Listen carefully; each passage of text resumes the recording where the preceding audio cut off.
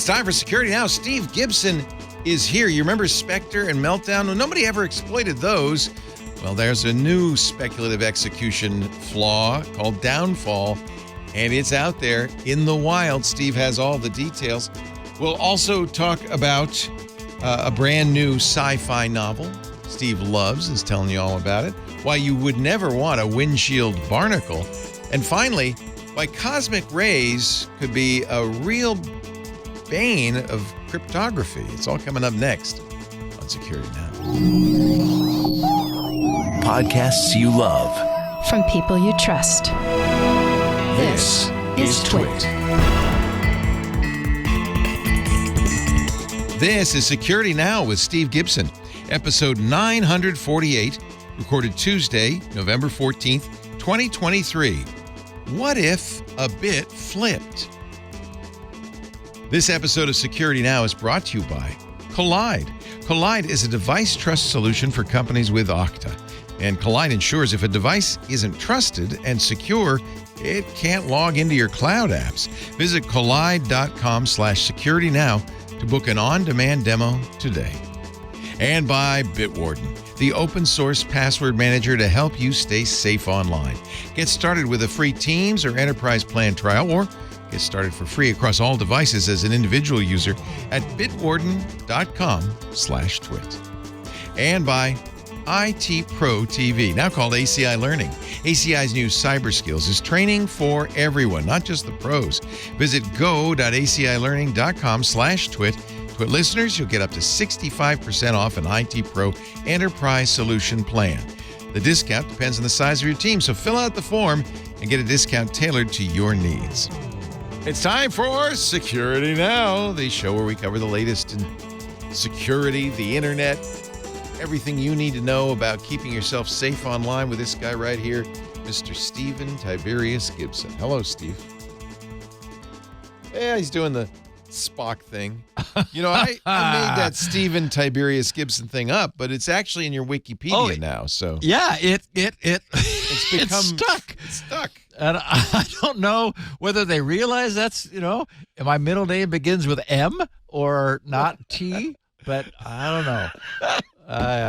Anyway, I love messing with things like that. The nature of my wife, Lori, has started doing crossword puzzles as a way of keeping her brain sharp. Since she doesn't code, she wanted some exercise. Yeah. And there was one of the questions that she encountered last week was an opinion that spreads quickly on the internet, and it was 4 letters. And I said, meme. And she said, how'd you get that? I was like, well, that's pretty obvious. I thought of that immediately. Yeah, I know. Yeah. So those of us who are we live on the internet, meme spreading business. It is. That's our business. Memes. So, okay, we're going to answer, as we like to lately, a bunch of questions. Is your privacy badgering you? And if so, what can you do about it? What's the latest on last week's bombshell news of the EU's Article 45 in eIDAS 2.0? Who's lost how much money in online cryptocurrency recently?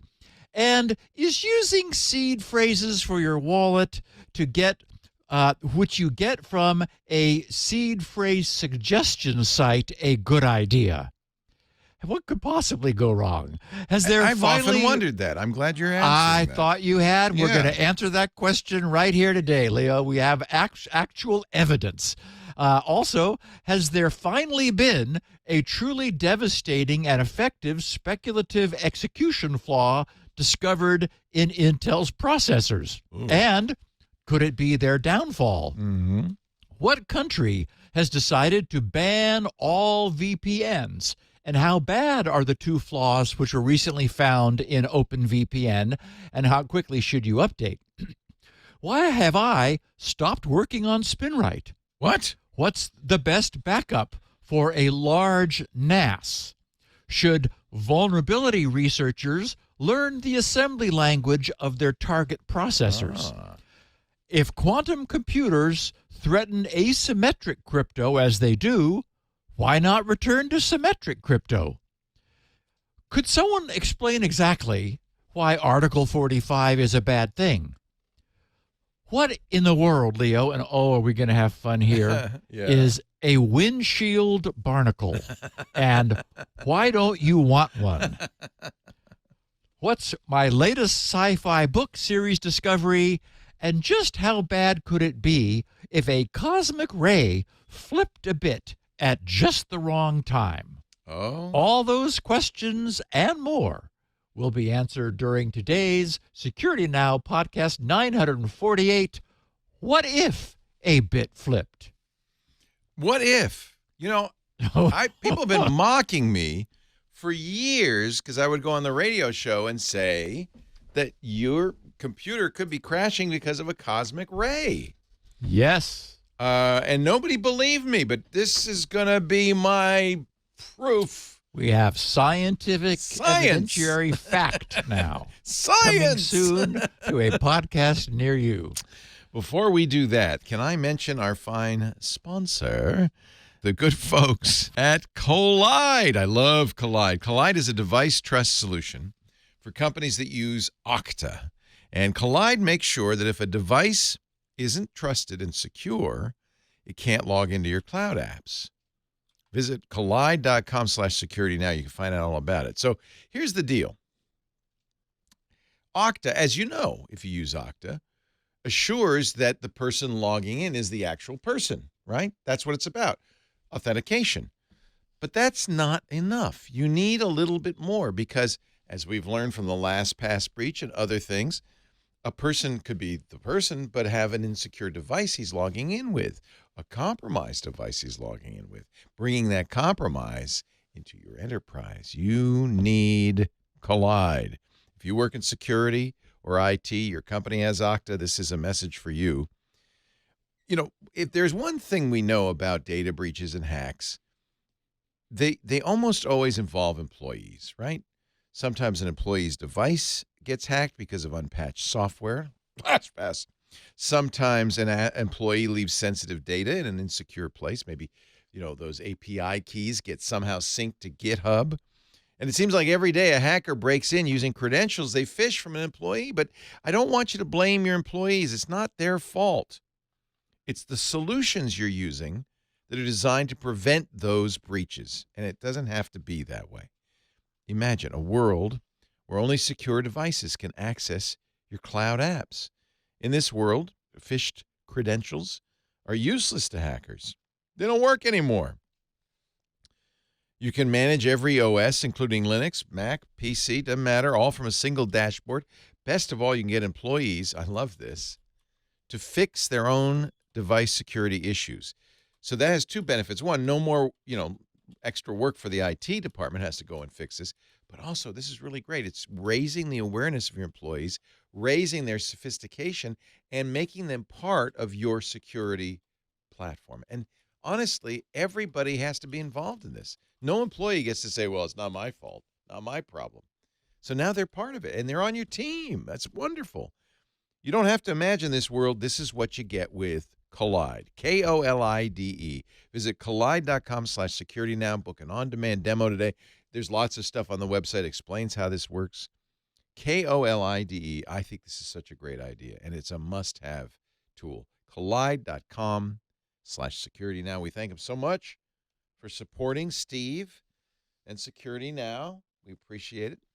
And without Collide, would we have a picture of the week? I ask you. I think not. Yes. So this one was a retweet from one of our listeners who thought I would get a kick out of it, and he was certainly right. I titled this A Pessimistic View of Multi-Factor Authentication, where the three authentication factors are something you forgot, something you left in the taxi, and something that can be chopped off. Actually, that's a really good point, I got to say. Yeah. Vests on security, that's a really good point. Yep. Wow. Yeah. So, instead of something you know, something you have, and something you are, it's something you forgot, something that the taxi just drove away with, and whoops, something that could be chopped off if someone really needed it. Let's hope it's your hand, not your head. That's By the way, Yeah. Robert got this from Mastodon, I noticed, because Vess on Security is on infosec.exchange, which is the same Mastodon server you're on, I think, yeah? Yeah, that is Yeah, where I am. Yeah. Yep.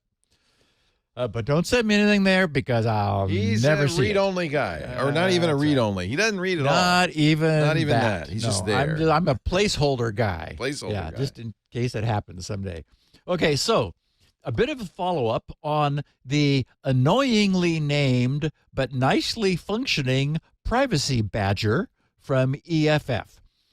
While assembling today's podcast, I was greeted with this in the middle of a page at a news aggregation site. And, I'm in the show notes, I'm showing this window. It says, Privacy Badger has replaced this TikTok widget. And then I can click the big orange button, allow once, or always allow on this site. My first thought upon seeing that was, thank you. I have no interest in having my browser going to TikTok to retrieve whatever it was that this website wanted my browser to have. And in the process, of course, expose itself to TikTok as a first party. Thanks anyway. I don't know what would have been shown in that location where Privacy Badger posted a fill-in, and I don't care. While catching up yesterday with my Twitter feed, I ran across someone who was passing along the advice he'd heard from somewhere else that, and I'm talking about, one of our listeners was said, hey, Steve, thought you'd like to know. He said that uBlock Origin and Privacy Badger should not both be installed because they interfered with one another and because uBlock Origin was a superset of Privacy Badger. So just for the record, I have seen zero evidence that any of that is true.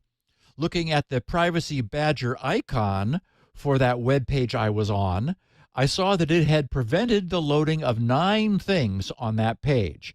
It blocked blah, blah, blah.apple.com, apipodcast.apple.com, embed.podcast.apple.com, www.apple.com, so the 4 apple.com properties.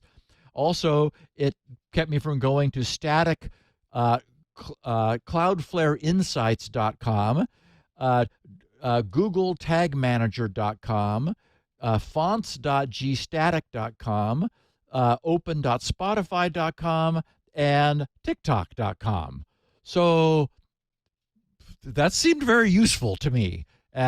For its part, uBlock Origin blocked 10 fetches, preventing my browser from exposing itself to 4 of the page's 19 offered domains, including century-cdn.com and whatever DataDogHQ browseragent.com is.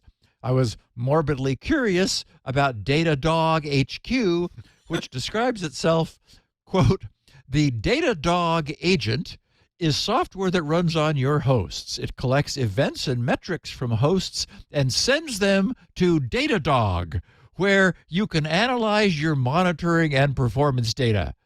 That's right.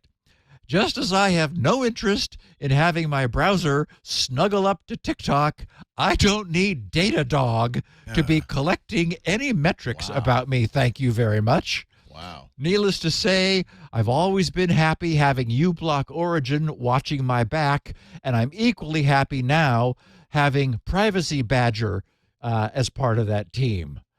And Datadog be gone. Wow. Leo, it also occurred to me, if we didn't have tools like this, as most users don't, we'd never know. We would have no idea that Datadog was hounding you. It just, You know what puzzles me? Why doesn't uBlock Origin stop this, though? Maybe there's some, there are a lot of optional filters on uBlock Origin. Well, have you met EFF? Yeah. They don't think that a sunny day is a good thing if there's some way to monitor whether you're looking outside. Right. So you got to, the Badger, it's not going to let anything happen. So I'm wondering why fonts.gstatic.com, but apparently it appeared on 3 different sites, and the Badger said no more tracking for you. You know, So, the fonts- what site was this? Did you say that you got all this crap on? I didn't, and I don't want to. I don't want Okay. to finger right. these people. They're actually a really good news aggregator site. They're and trying to I make like a them. living, is what they're trying to do. Unfortunately, Exactly. That's what you have to do in Yeah. this day and age. Yeah, exactly. Yeah, they're over on Substack, so it was it's hosted there. Okay, so because of last week's bombshell news, I looked around for anything happening on the eIDAS 2.0 front. Since it was such big news. Now, as you would expect, the Register weighed in the following day on Wednesday in their inimitable snarky style with the headline, "Bad eIDAS," eIDAS, "Europe ready to intercept, spy on your encrypted HTTPS connections." But in their reporting, they didn't have anything new to add, since there's nothing new to add. As I noted last week, we haven't quite reached the ultimatum stage where the OS and browser vendors will simply refuse to turn over the management of global trust to political interests. But given what we just witnessed a few weeks before that, where UK politicians refused to back down until every encrypted messaging provider, including Apple, made very clear that they would withdraw their services rather than comply with a bad law, the next thing we see may be a repetition of that same drama. I think the best way to view this is the way I concluded last week, noting that the management of today's internet and encryption technology is bigger than any single or group of governments. That lack of absolute control over their populace doesn't make any governments happy, but it does appear to be that the way the world is shaking out. And I think it's clear that, that's the way it should shake out. So it's been interesting watching this all happen. And we're still watching it happen. So I have two quick news items to share in the world of online cryptocurrency, where you are constantly posing the question, what could possibly go wrong? The first is the cryptocurrency exchange Poloniex, Poloniex,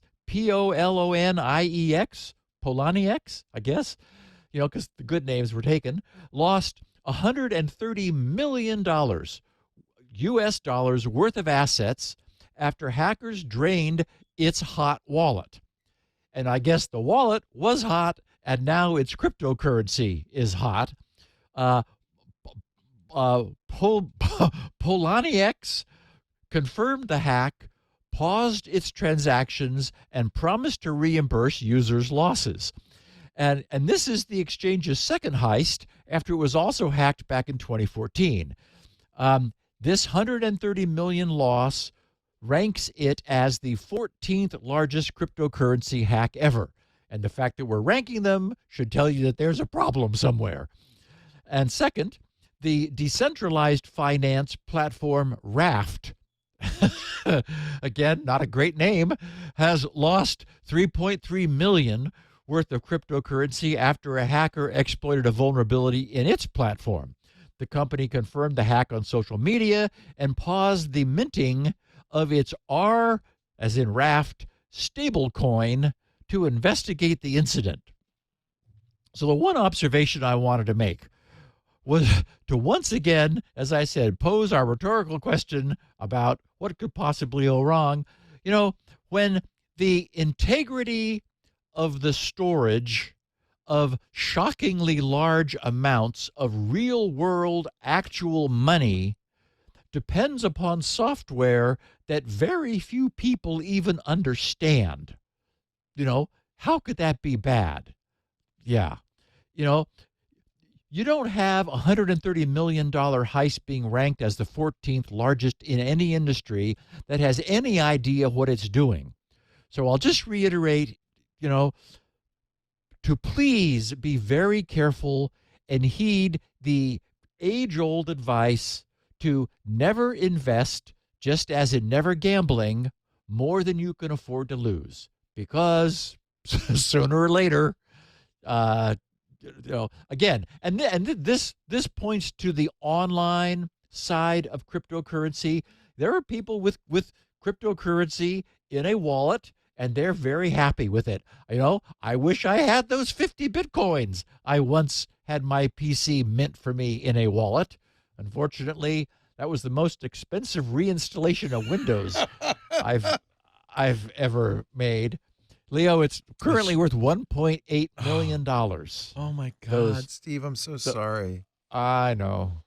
But boy, that burns. I upgraded XP. What could possibly be bad about that? Oh, yeah. I mean, in our defense, we didn't know it was worth anything at the time.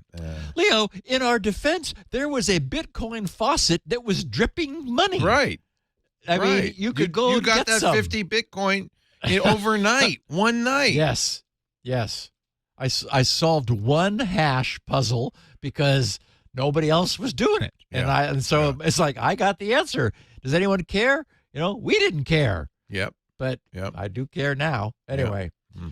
Okay, so before we run away screaming from the topic of what could possibly go wrong with cryptocurrency, get a load of this one. UK police are currently in the process of returning around 1.9 million pounds worth of cryptocurrency that was stolen back in January of 2018 by a Dutch hacker. This individual operated a website called IotaSeed.io. And you're going to love this. As its name suggests, the IotaSeed.io site was created to generate seed phrases for the IOTA cryptocurrency wallets, which the wallet's users then apparently used without any change. Who can guess what happened could next? Possibly go wrong. That's right. The site's criminal hacker owner was recording all of the seed phrases his site was suggesting that its visitors should use to protect their wallets. That's brilliant. To no one's surprise, other than all of those visitors whose money this guy then stole, the crook broke into their wallets and did just that.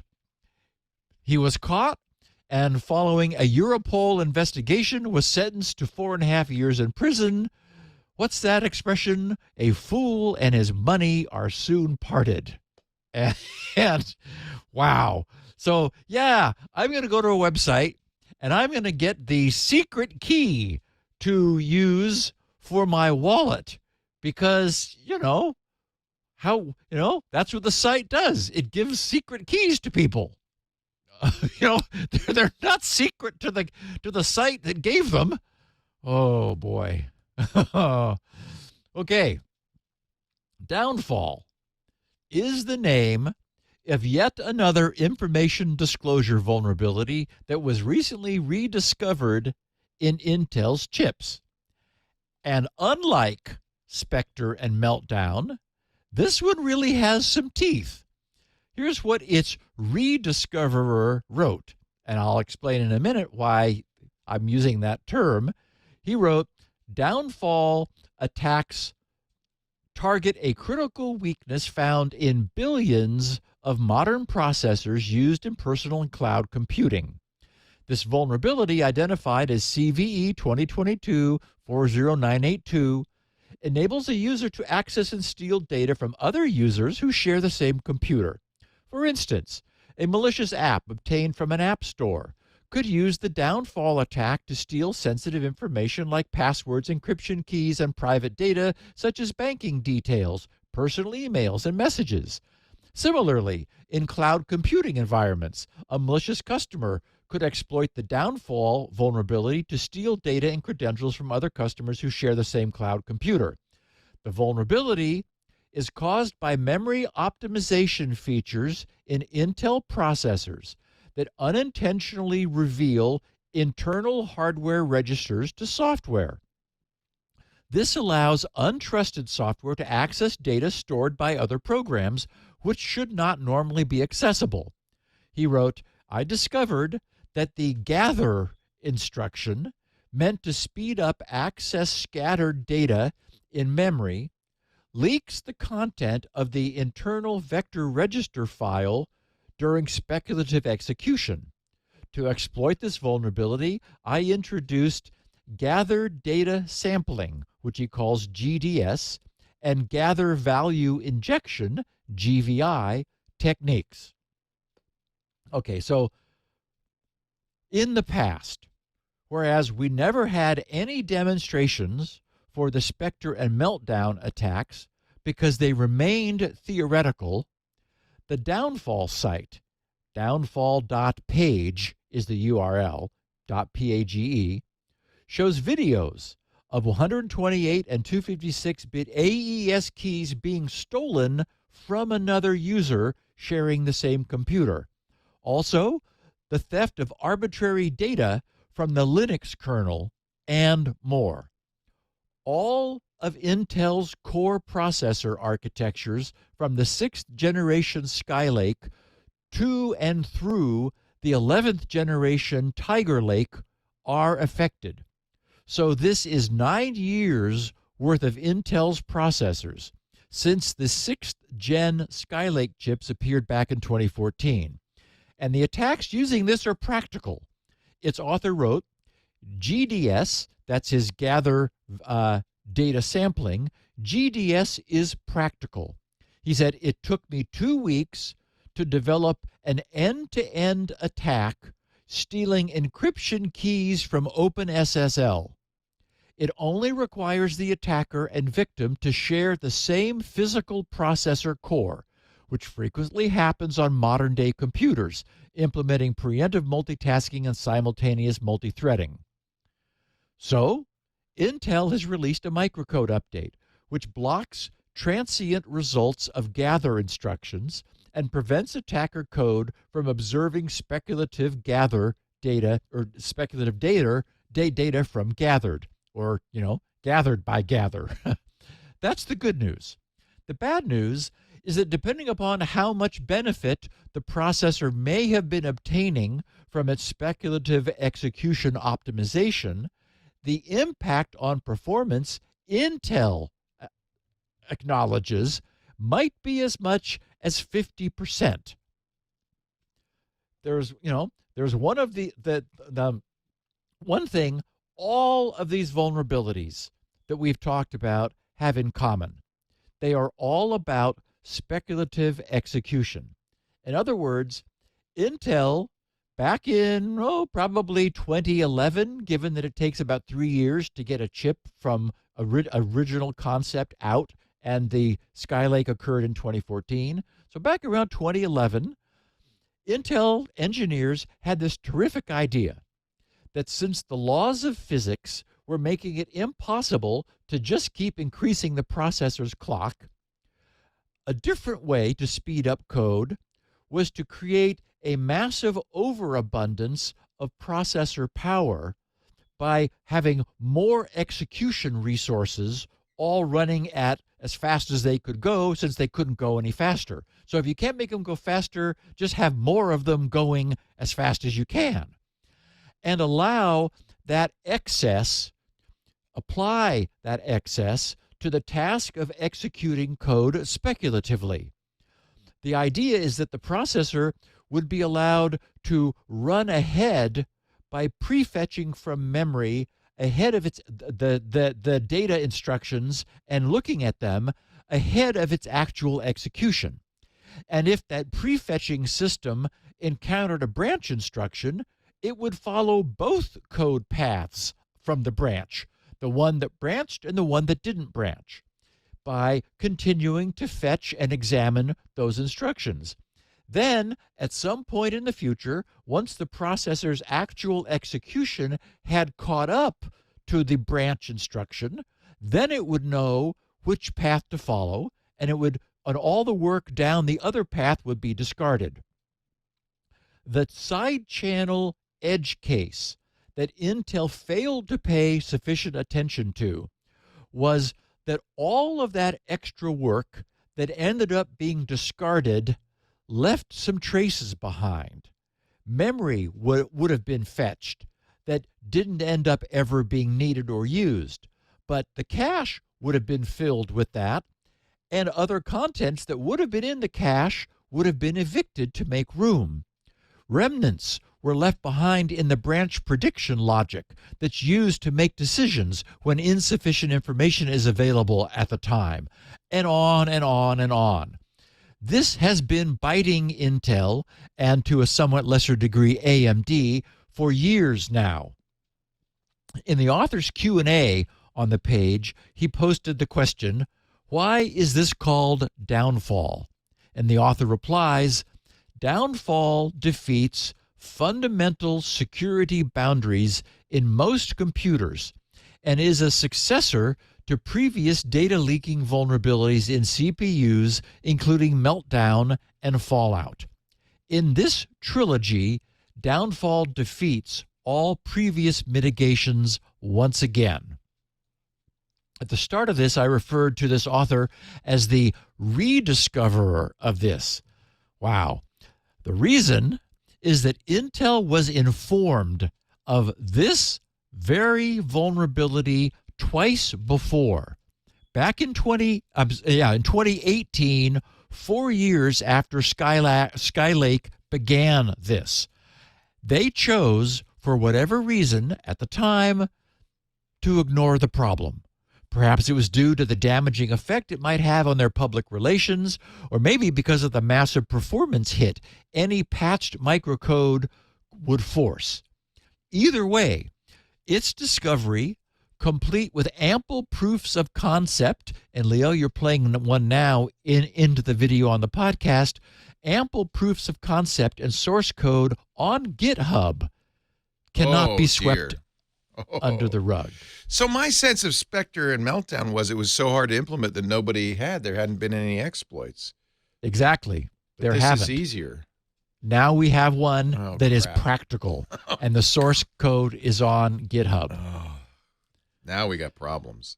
Now we got problems. And predictably, a class action lawsuit has been filed by 5 aggrieved so-called victims and their ambulance-chasing attorney. It's necessary to show actual concrete damage rather than to simply be put out by Intel's past behavior. So it's unlikely that this is anything more than a ploy, probably to get Intel to pay out some modest settlement to make this most recent lawsuit just go away. You know, Intel certainly has bigger problems because they have had to patch all the microcode on their processors because this is really bad. This really does break protection boundaries in the cloud. And I mean, it's, you know, this is the real deal finally. That's the main threat model here is shared processor, right? So servers are particularly vulnerable because most websites don't own the computer or the processor, they're sharing it. Right. So end user workstation is not a problem because you're unlikely. Nobody's sharing my workstation. It has been noted though that this exploit could probably be used through a browser. So you could go to a website that loads malicious code, and then while you're not paying attention, it's busy using this exploit to try to, you know, get your the secret keys that you've got stored in your computer.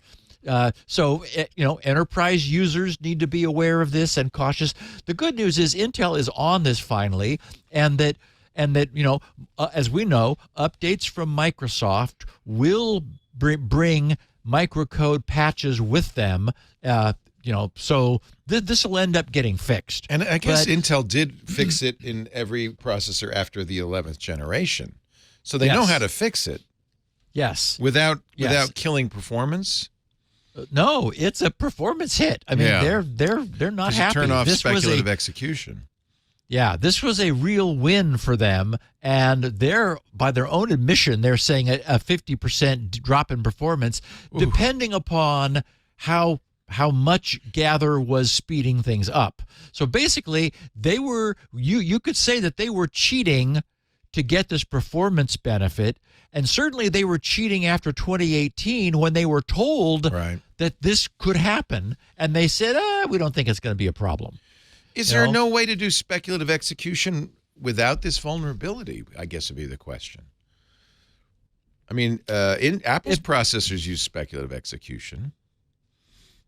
There's new Apple Silicon. Everything does. That's a major technique used by modern microprocessors. Yes, and in fact, they have a fix for it, which obscures the data that this gather instruction was being used block to get. the side channel. Don't turn off speculative execution.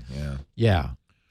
It's interesting. So I think they were insufficiently cautious with these edge cases, which do allow some information leakage. And this is the beauty, the good part of the way the security industry is working now. We would not have any of this if it were not for the academic researchers who were just poking at this and exploring what can be done. There's no money in revealing this. No one's getting paid. It's just researchers who want to. UCSD. He's a researcher. Yep. He's not a hacker. Yep. Nope. Why did he feel necessary to put out exploit code, I wonder? Probably out of a just an upset over the fact that Intel had been so negligent. Yeah. Wow. Well, we've been kind of waiting for this other shoe to drop. In fact, I had kind of thought, it's not going to happen. We're okay.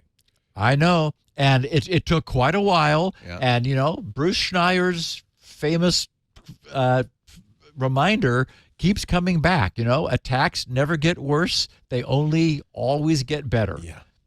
And here we have something that's been sitting around for 9 years in these chips. Oh my God! That actually does allow cross-process information theft.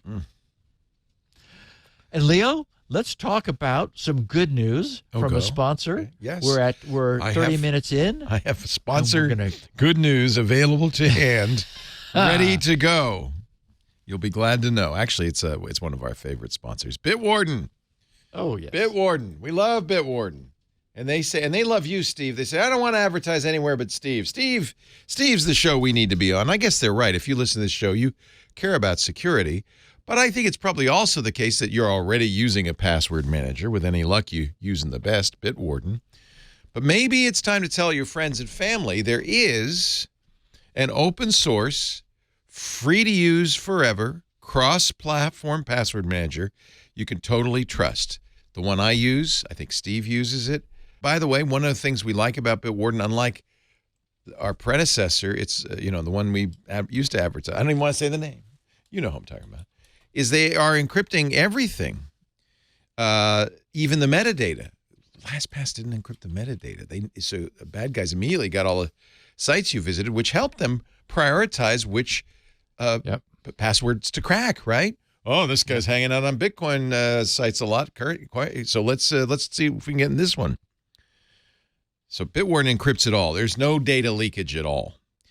It also does some really cool things. I love this, and I use Fastmail. If you use Fastmail or any of 5 different well-known email services that do this masked email, you can use it with Bitwarden, so that not only do you create a unique, long, strong password, which is the whole point of a password manager. It saves it in the vault, encrypts it.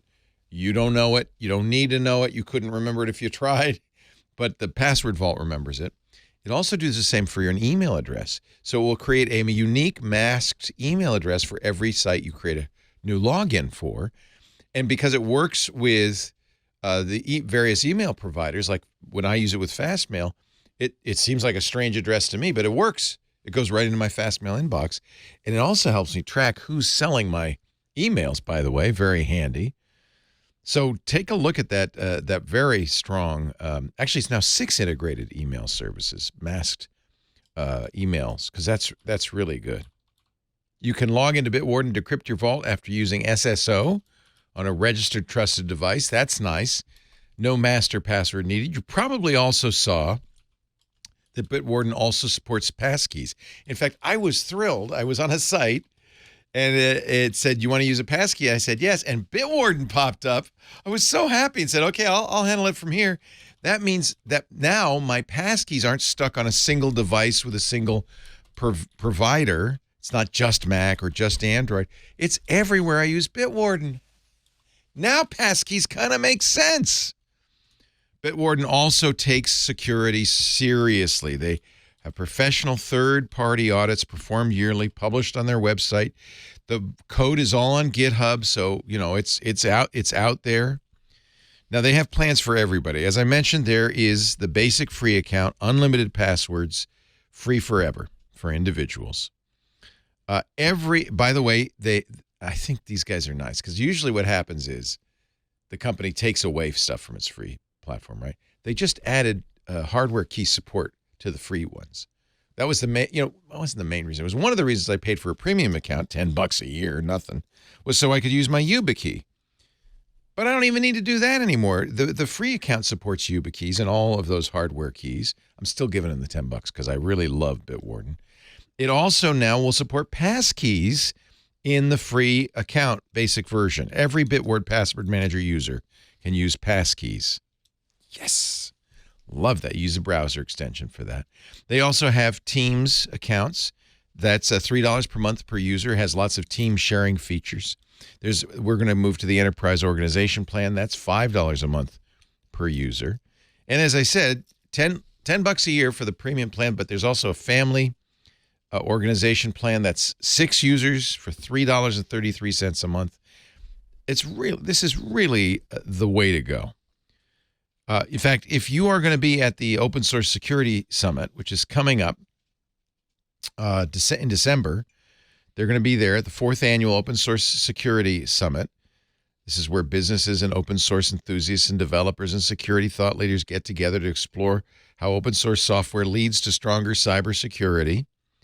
Headliners this year include Brian Krebs on security, White Hat hacker and CEO of Social Proof Security, the great Rachel Toback will be there. And generative AI expert and advisor Zach Cass. So this is a great thing. It's going to happen December 7th online. Obviously, you don't have to go there. The Open Source Security Summit, opensourcesecuritysummit.com. Register now and see Bitwarden there too. I'm guessing they're a big sponsor is probably why they're mentioning him. At Twit, we are big fans of password managers. You know, Steve and I just think if you are not using a password manager, you're doing it wrong. But I want you to consider Bitwarden if you're not using it. Tell your friends and family because it's easy to use and it really works. Get started with Bitwarden's free trial of a Teams or Enterprise plan or start it free forever across all your devices, unlimited passwords, hardware key support, passkey support, free, bitwarden.com/twit. I mean, this is why I love open source, because these guys, they're not trying to make a buck on you. They're literally giving you all the features that you would want in the free package. And I asked him, I said, you mean you're not going to take these away? He said, no, we're open source. We can't. It's free forever. Bitwarden.com/twit. Okay, enough e-commerce. Let's get back to Steve. So we've touched on this before, but I wanted to note that Russian officials are preparing to formally ban the use of all VPN services in the country. And I got to use my favorite word again, Roskomnadzor. Roskomnadzor! They have been testing blocks for various VPN protocols and services over the past year in preparation for creating a formal blockage. Officials in Russia say that a formal VPN block is needed for the safety of the Russian internet because, they believe they have their own, and I think that's just fine. That if they wanted to disconnect from the rest of us, we would lose some listeners. That's unfortunate, but, the listeners are not the government, so I recognize the difference. And speaking of VPNs, if you're using OpenVPN, check for 2 security updates.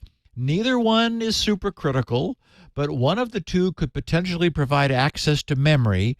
And as we know, attacks never get worse. They only ever get better. So point is, OpenVPN has recently been updated. If you're using OpenVPN, it's probably worth going and checking that out and bringing yourself current, because one of the 2 is worth patching. Again, not house on fire, but still good to be current.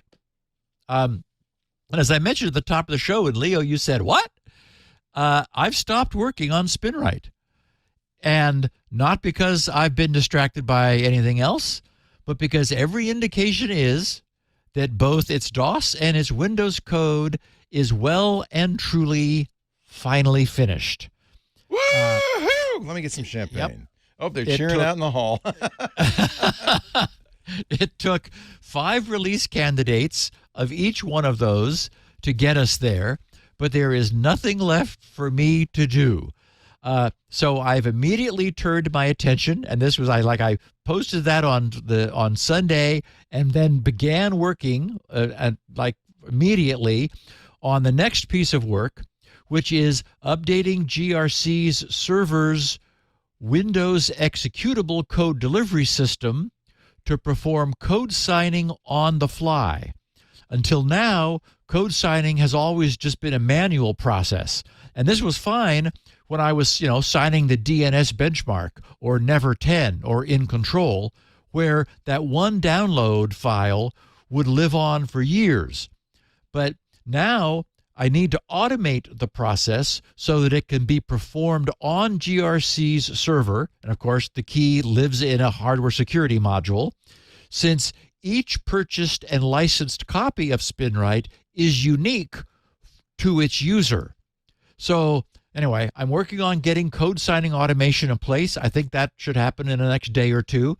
I just started on Sunday, and I solved another problem yesterday morning that was a bit of a puzzle, because it turns out lots of people have wanted to do this, but no one has figured out how to do it in the right way, where you're signing a blob in RAM rather than signing a file, because you don't want to have to write the file out to the file system just for the sake of signing it and then send it. The right way to do it is to do it all in RAM. So I think I figured out how to do that.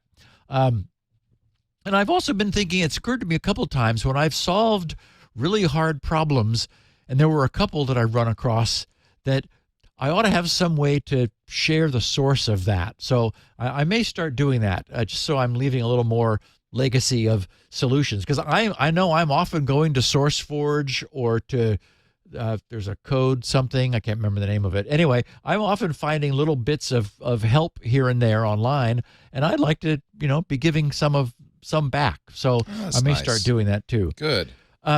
Yeah.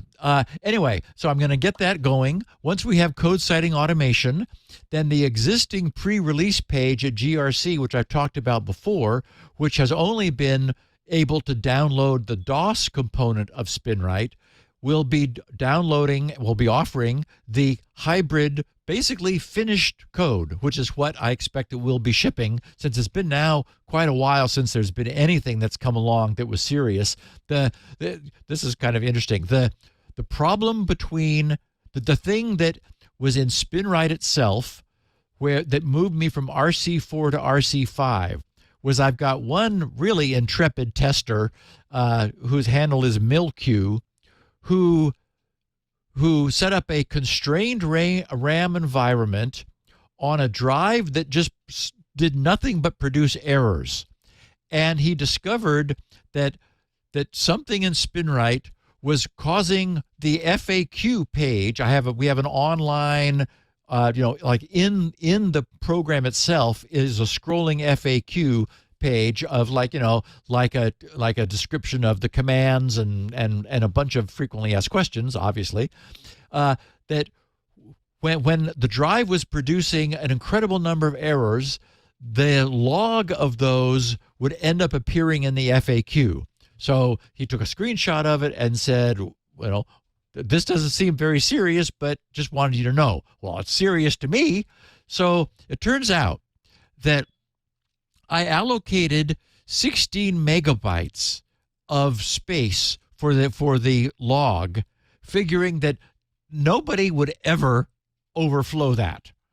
That was 113,359 log lines. It turns out MilQ overflowed that. And I probably meant to get back to like dealing with the overflow case, and I just forgot. So anyway, what RC5 has that RC4 didn't is that if you actually do have a log, and this is the scroll back, you're able to log to the file till the cows come home, until you run out of storage space on your logging drive. This is the scroll back buffer that allows you, while you're in SpinRite, to scroll back and look at prior log entries. Well, when you get to 113,359 log entries, now the log starts wrapping instead of just continuing to grow without limit, which obviously it should have done. Thus, there was no other problem that we ever found on RC4, and now RC5 doesn't have that either. And MilQ tested it. It works perfectly. So anyway, everyone will be able to download the final SpinRite code. Then I work on the documentation on the website. I want to put, pictures of the various SpinRite screens and explain what they do and how it works, so that there's online documentation. Then I launch the email facility so that I have a means of notifying all of SpinRite's owners for the last 19 years. And then I get to start on SpinRite 7. So that's where we are. We're getting there. Some closing the loop feedback from our great listeners. I have one from Edge IT, who said, "Great show. I've been using Sophos XG/XGS firewalls for my customers for a while. They have had this automatic hotfix feature, which is enabled by default for many years. And a few years ago, when there was a vulnerability, it was patched for every customer while I slept." So, Sophos, they're a real security company, and they make a good firewall, and they've already figured out how to do this. So come on, everybody else. All the other, big appliance vendors need to get going, because, the disasters that we've been talking about the last few weeks are ridiculous to be having at this point, where, literally multiple tens of thousands of victims are suffering as a consequence of, the bad guys beating the good guys to patching their systems. Jim Harbin tweeted, "Hey, Steve, longtime listener, and so glad I can continue to be for a long time more. Question around NAS backups. Both you and Leo mentioned Synology's and SyncThing. I went with a QNAP and have a 30 terabyte of RAID storage in a 4-bay unit. Nice. But outside of this NAS, this data is not replicated. Yeah. What would be the best, most cost-efficient way to create some redundancy other than my single NAS?" He said long ago are the old tape backup days. You can still get tape. Yeah. It's still out there. It's not gone. Wow. Yeah. So this really is a problem. Spinning magnetic storage has become astonishingly inexpensive. So I doubt there's any superior solution than simply using more spinning storage. As I noted last week, I run RAID 6 exclusively. So each array has 2 drives worth of redundancy. So what you might do, if you just want another layer of redundancy and access in the event that the entire NAS goes down, which would not be unheard of, would be to run another single spinning drive on some always-on machine and keep it synchronized with the NAS. But the bottom line is, I doubt that it's possible to do better than spinning drives, and then, make up for the possibility of their failure with some additional redundancy. What I do, which gives you off-site and full redundancy, is I have a second Synology at work. And I bet you QNAP does this too, or has this available. But Synology has a couple of ways you can synchronize two Synologies over the internet. I use Hyper Backup, which is one of the free Synology apps. There's also Drive Share Sync.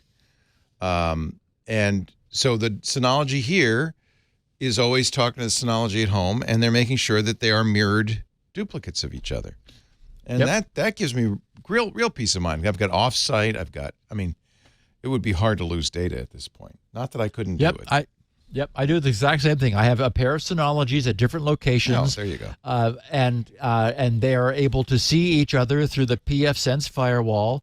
And then I use SyncThing at each of my locations to keep the directories I care about on my workstations synchronized to the local Synology NAS, which then clones it over to the other Synology. Perfect. So that when I'm over on my other workstation at the other location, the sync thing running there automatically synchronizes it to the NAS in that location, and works great. Yeah, So I've got honestly, lots of redundancy. Yeah, because every machine I have, because I have a lot like you, and I'm in different locations, has the same documents folder.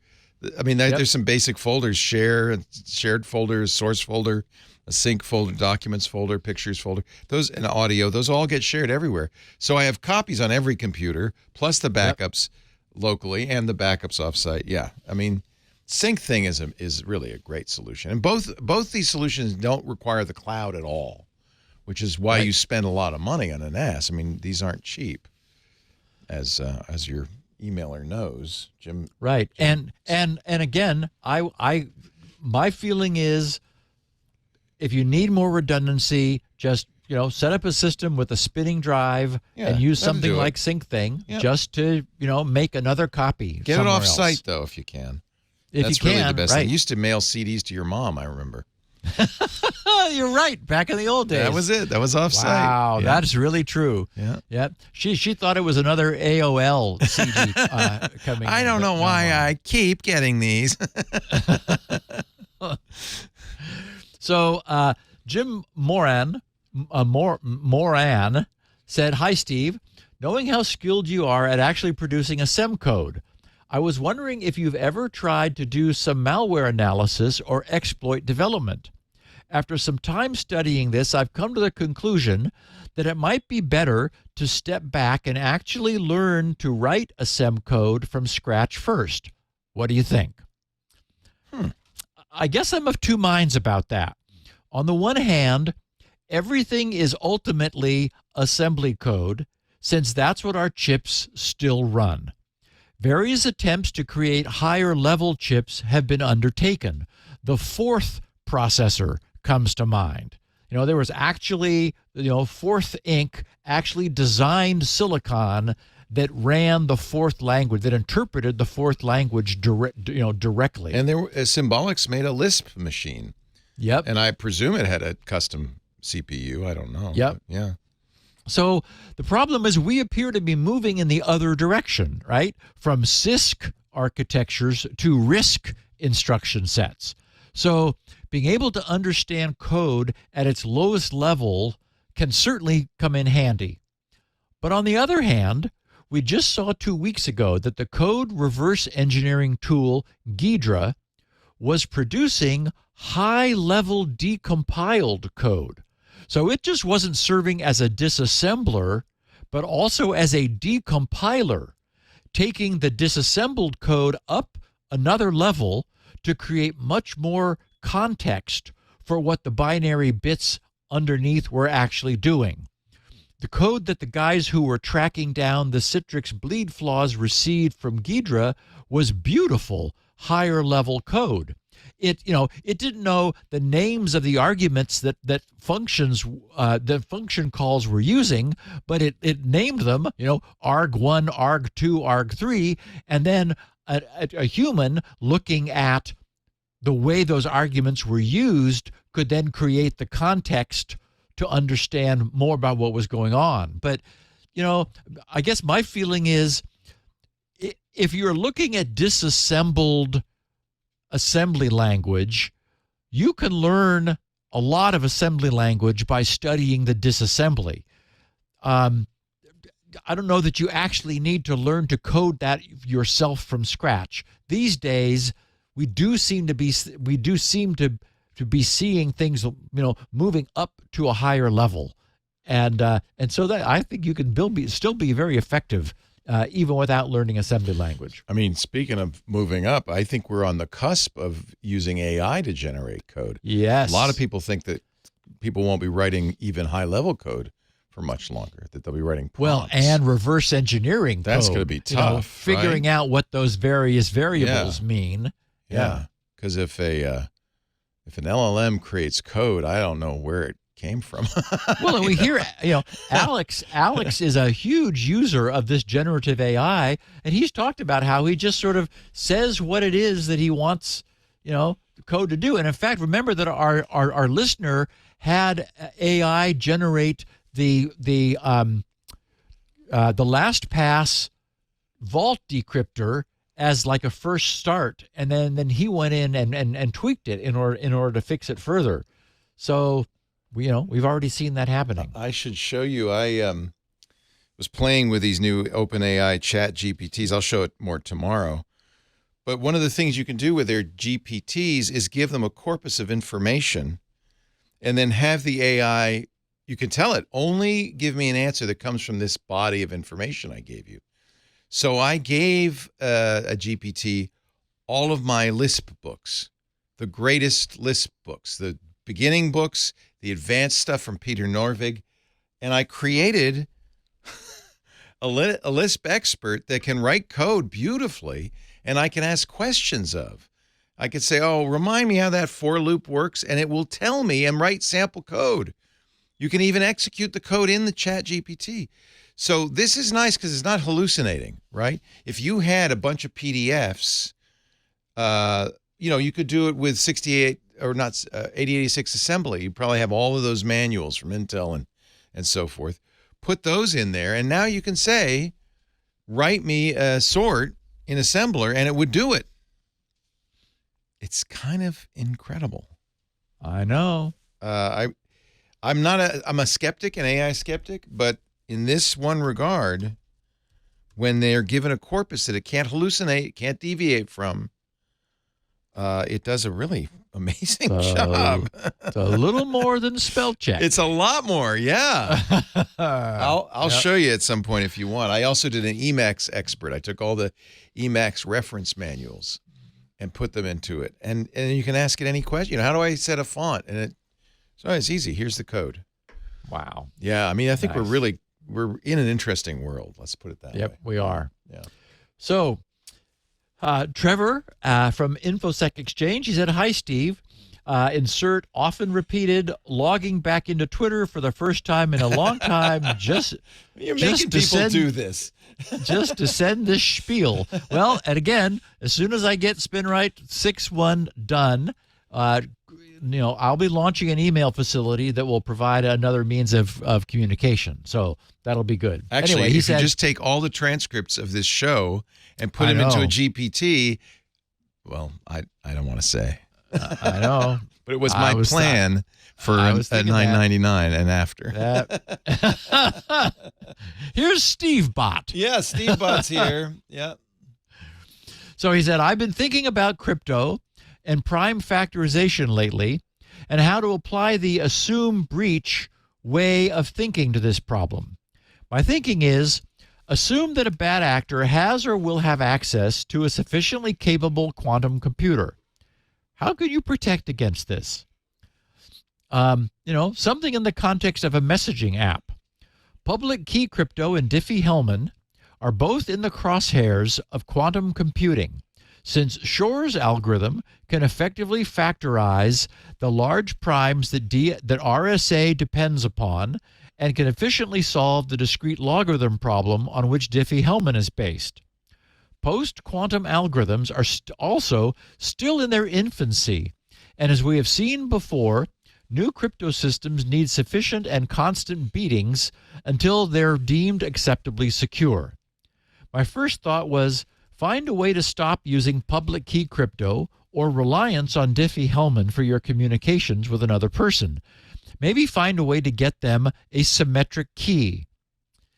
Well, how can you communicate a shared secret securely without having an already pre-shared key? You would need to use public key crypto Diffie-Hellman to share the key over the wire, but that transmission could be broken and your secret revealed. So I was thinking about you saying, if you really want to communicate privately, strip naked and sit in the middle of a field with a blanket covering both of you while you whisper your secret. Why can't we just exchange symmetric keys with people we interact with physically? We can now share our contact information with another party by touching our iPhones together. How come we can't at the same time just exchange a list of n number of keys and use those for iMessage or another messaging platform? And then we do not run the risk of intercepted communications being broken. We could then use a single key until there's reason to believe it needs to be changed for any reason and cycle down the list. Anyway, those were just my thoughts as someone who's interested in, but not in the business of, secure communications. Would be happy to hear why I'm thinking about this wrong, or why are there better ideas? Anyway, hope you're doing well. Big fan of the show. Thanks, Trevor. Okay, so Trevor is thinking about all of this correctly, though today doing what he suggests feels like throwing the baby out with the bathwater. The largest leap forward we ever made in cryptography was in switching from the early proprietary and secret non-keyed one-off encryption schemes over to open and public ciphers whose specific behavior was specific and set with a key. This, of course, was the invention of symmetric key crypto. The next huge step forward was the invention of asymmetric crypto, which gave us the ability to have public keying negotiations without fear of eavesdropping and with the incredible power that flows from the use of having separate public and private keys, each with their own roles. Given the tremendous power of asymmetric keying, it is difficult to imagine returning to the limitations of a purely symmetric keying only world. For example, one of the other features made possible by asymmetric keying is the ability to have perfect forward secrecy. Since asymmetric keying allows us to encrypt under a different symmetric key for every new connection or conversation.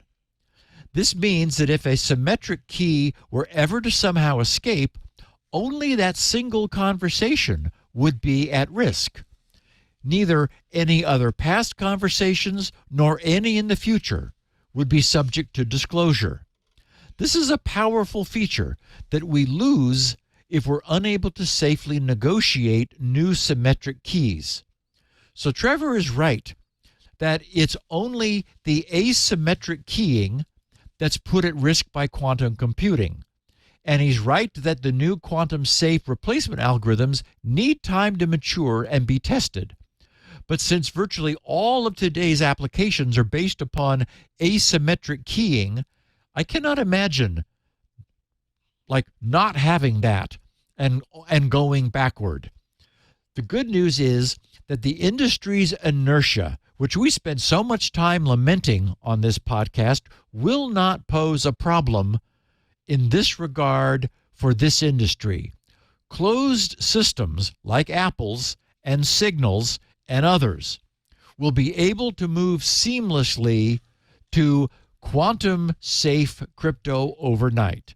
And open systems like the web can be enforced from the end with the fewest players, namely the browsers. Once Google announces that Chrome and Chromium's will have a drop-dead date for non-quantum safe algorithms at some point well in the future, web servers will have no choice other than to support the new safe standards or find their visitors receiving scary-looking warnings meant to put pressure on those server operators to get their act together. And at some point, Chrome and other browsers will stop being willing to connect altogether. We saw, for example, that there was a minuscule support now for TLS 1.0. Everything is, 1.0 and 1.1. Everything is 1.2 and 1.3. That happened pretty quickly, and that happened because support for 1.0 and 1.1 was withdrawn. And if your browser won't use it, your server can't serve it. So I suspect that the wisdom we're already seeing by the industry moving forward on next generation crypto, apparently well before it's actually needed, will serve us well and will likely keep us ahead of the day when quantum computing is first able to crack any asymmetric crypto. So I think in this instance, it makes a lot more sense for us to move forward rather than backward, especially when what was back there was so limited compared to what we have today. On the other hand, quantum computing is not necessarily around the corner. I completely agree. They had a big party when they managed to factor 37. I know. So, wow, 5 bits, woohoo, or 6 rather, 6 bits. Yeah. Wow, that's great. Well, it used to be 4, now it's 6. We got a ways to go. Yeah, we're okay because they got to get out to 1024 or 2048 or 4096. So we got a way. Is it the case that if you made a quantum safe, if you forced everybody to use quantum safe crypto, it would be safer in a non-quantum world too? Well, we think, because the problem is it's still attackable. And there was one of those algorithms that was believed to be ready for, post-quantum. And they found a flaw in it. Yeah. Yeah, and it got withdrawn. So, it's not the case that there's some new special magic because it's quantum safe that then means it is automatically safe for non-quantum attack. That's not the case. So you'd have to test on both. Yeah. So for example, Leo, we are absolutely relying on the fact that nobody is going to somehow figure out how to factor large numbers. If that happens, it's game over. Yeah, right. And you mean without a quantum computer and just some algorithmically say, you can do that. It's pretty easy. And then, we'd have to do everything over. We'd be public key crypto would die. Yeah, but let's not go. So far, by the way, it has resisted all attempts to do that. Amazingly so. And I mean, believe me, the prize, as I was lamenting, there's no Nobel Prize for math, but boy, you'd be tempted to make one. Yeah. You make one if someone could come up with a way to factor huge numbers. That's because a lot of time has already been spent. You'd get a Fields Medal for sure. You'd get something. Yeah. Okay, so someone in GRC's news group asked, modestly, he said, I feel really embarrassed about this, but I've never really understood how the root store in the OS and the keys in the browser give the protection, or as in last week's podcast mentioned, how having a key from a bad source, like, a state government, allows intercepted traffic to be decrypted, even if I was logging into, for example, my local supermarket. Is there a nice, concise explanation anywhere to help me and a follow-up with the more complex aspects? I'm looking for some context to start my understanding on a sound footing. Thanks. And so here's what I wrote. I said, I should first preface this by saying that I do occasionally receive tweets from people who say that they don't understand all of what's said on this podcast, but they get enough from it that it's still worth their while. Somebody made a comment about sipping from a fire hose. So I thought that this person's honest question might be appreciated by others who might also feel sometimes a little bit left behind. So very clearly and concisely, here's how all that works. And we haven't actually talked about it for many, many years, so it's worth a little refresher. When a browser connects to a web server during that so-called connection handshake, the server, the remote web server, sends the browser a claim of its identity in the form of a digital certificate. A certificate is nothing more than a collection of information fields which, after having all been set correctly, are then signed. After the certificate has been signed, it becomes tamper-proof. Any change in its data will break its signature. In the case of web servers, the certificate that the web server sends to the browser will have been signed by a certificate authority. And a certificate authority is nothing more than its name suggests. It's an organization that the world and the world's browsers have all agreed to trust. These certificate authorities go to varying degrees of effort to independently verify the identity of the organizations whose certificate they sign. So if the certificate authority says that the entity presenting this certificate is, for example, Joe, and if we trust the certificate authority to have done its business properly, then we trust that this is indeed Joe. If the certificate signed that Joe is presenting us, signed by the certificate authority, is valid, and we trust the certificate authority. So it's sort of transitive trust. Okay, so now the question is, which certificate authorities should we trust? And that's where the root store comes in. Certificate authorities also have their own certificates which attest to their identities.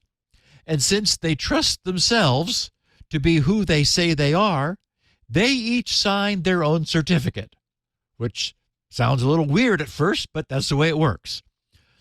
So, what we refer to as the root store is the collection of certificates belonging to all the certificate authorities whose signatures of website identity certificates we have decided to trust. So now, when a website presents the browser with a claim of its identity, which will have been signed by some certificate authority, the browser looks in its root store for the matching certificate of the certificate authority that signed that identity claim.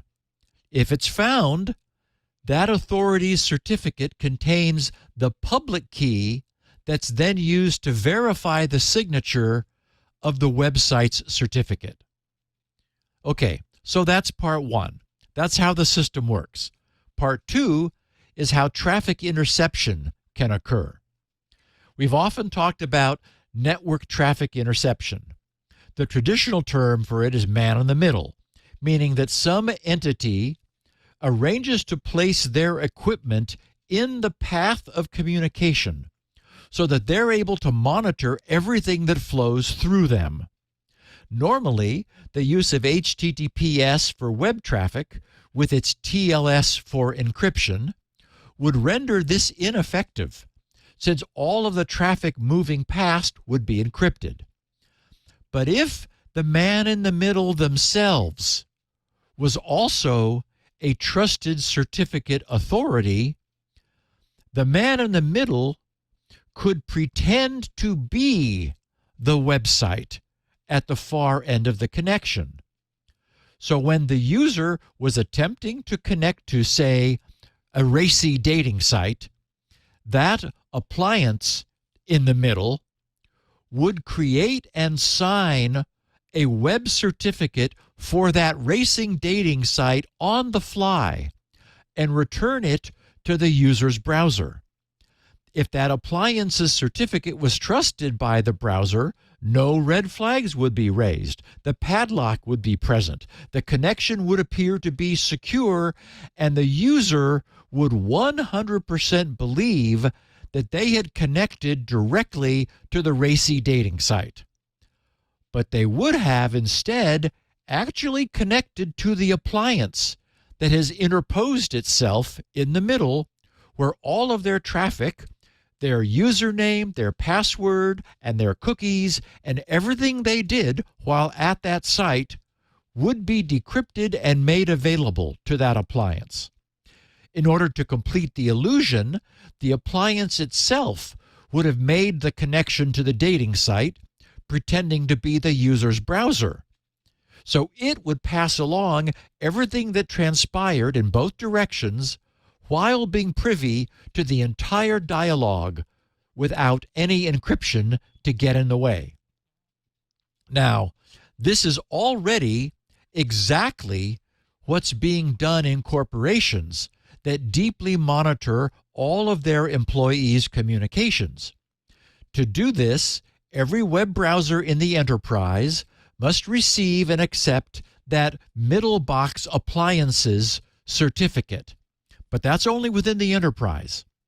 This allows for full, transparent, deep packet inspection of all of the enterprise's network communications. And this is precisely the power that the EU is saying it wants for itself and for all of its member countries. Article 45 of the eIDAS version 2 insists that without any oversight or governance, any member state can provide a certificate that all web browsers must, as a matter of European law, blindly and fully accept and trust without question. Meaning anything any of those certificates have signed would then be trusted. And there's only one possible reason for them wanting this, which is to allow for on-the-fly internet web traffic interception, exactly as happens inside corporations. And that's acknowledged.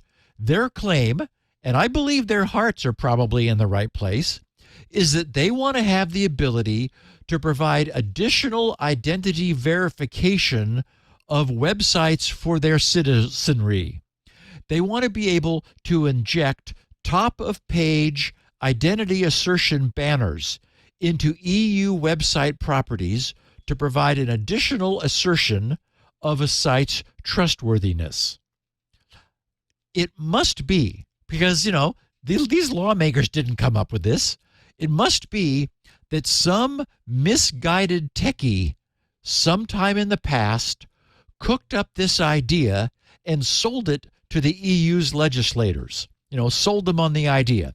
This techie explained that if they could get their own certificates installed into the world's few web browsers and operating systems, and after all, there are not many of those, then they would have the ability to inject whatever they might wish to, like national emergency warnings or other public interest messages, into every one of their citizens' downloaded web pages. The trouble is that the EU and its member nations are very different from the employees of a private organization. Anytime an employee doesn't want to be spied upon, they could use their own smartphone to circumvent their employer's network. And of course, an employer's private network is just that, a private network. The EU wants to do this for the entire public internet, from which there would be no escape. So it seems quite clear that this is not going to happen, but it's the exact way that it doesn't happen that should prove quite interesting, and we will certainly be following along on the podcast. And Leo, we now have the much anticipated Windshield Barnacle. It's in the show notes. Thank you, Simon Zarafa. Without it, where would we be without you? That is exactly right. Our frequent tweeter, Simon Zarafa, sent me a photo which raised more questions than it answered. This must be the UK. This couldn't be in the Nope. US. No? It is all over the U.S., and it is a big hit. We're going to get to the Cheyenne City Police and what they think. Okay. For those who are not watching the video, what we see is a huge, bright yellow slab, which is covering most of a car's windshield. It's about an inch thick and is hinged in the center. In the upper right corner, we see a membrane-style keypad and a display, and along with the red warning, "Do not move this vehicle," in the lower right, we see what is apparently the name of this thing, which is just too wonderful all by itself, since it's called the Barnacle. And I love everything about this. The reason it's the Barnacle is that underneath, two large full contact suction cups, one on each half. And if you scroll down, Leo, you'll see it. I have a picture of from the driver's side. Two large full contact suction cups, one on each half, are adhering this bright yellow eyesore to the windshield. And like any good barnacle, it will not let go. Its creator claims that it generates in excess of 1,000 pounds of resistance to being removed. So, you return to your car to find that this bright yellow barnacle has attached itself to your presumably wrongly parked car. Either the meter ran out, you parked in an unauthorized location, you're taking up 2 parking slots, or perhaps you have several years' worth of unpaid parking tickets and the barnacle has just caught up with you. See, now we have the boot. You've seen the boot. This is the replacement. This is the evolution of the new boot, Leo. What's wrong with the boot? The boot is a thing you clamp onto the tire so a person can't drive away. Just wait. So, the barnacle has caught up with you. Okay. Now what? This large yellow thing is stuck to your windshield, totally obstructing your view from the driver's seat and making it impossible clearly to you drive. Can't drive, yeah. No way. So, you are reduced to visiting the website that's shown on the barnacle or calling the toll-free number printed there. You identify the device instance to the website or the operator on the other end, or maybe it's a bot, by its very clearly posted serial number. Now I'm getting the advantage. Okay. And you're told how much you owe. Yeah. Which must be paid in full on the spot by credit card.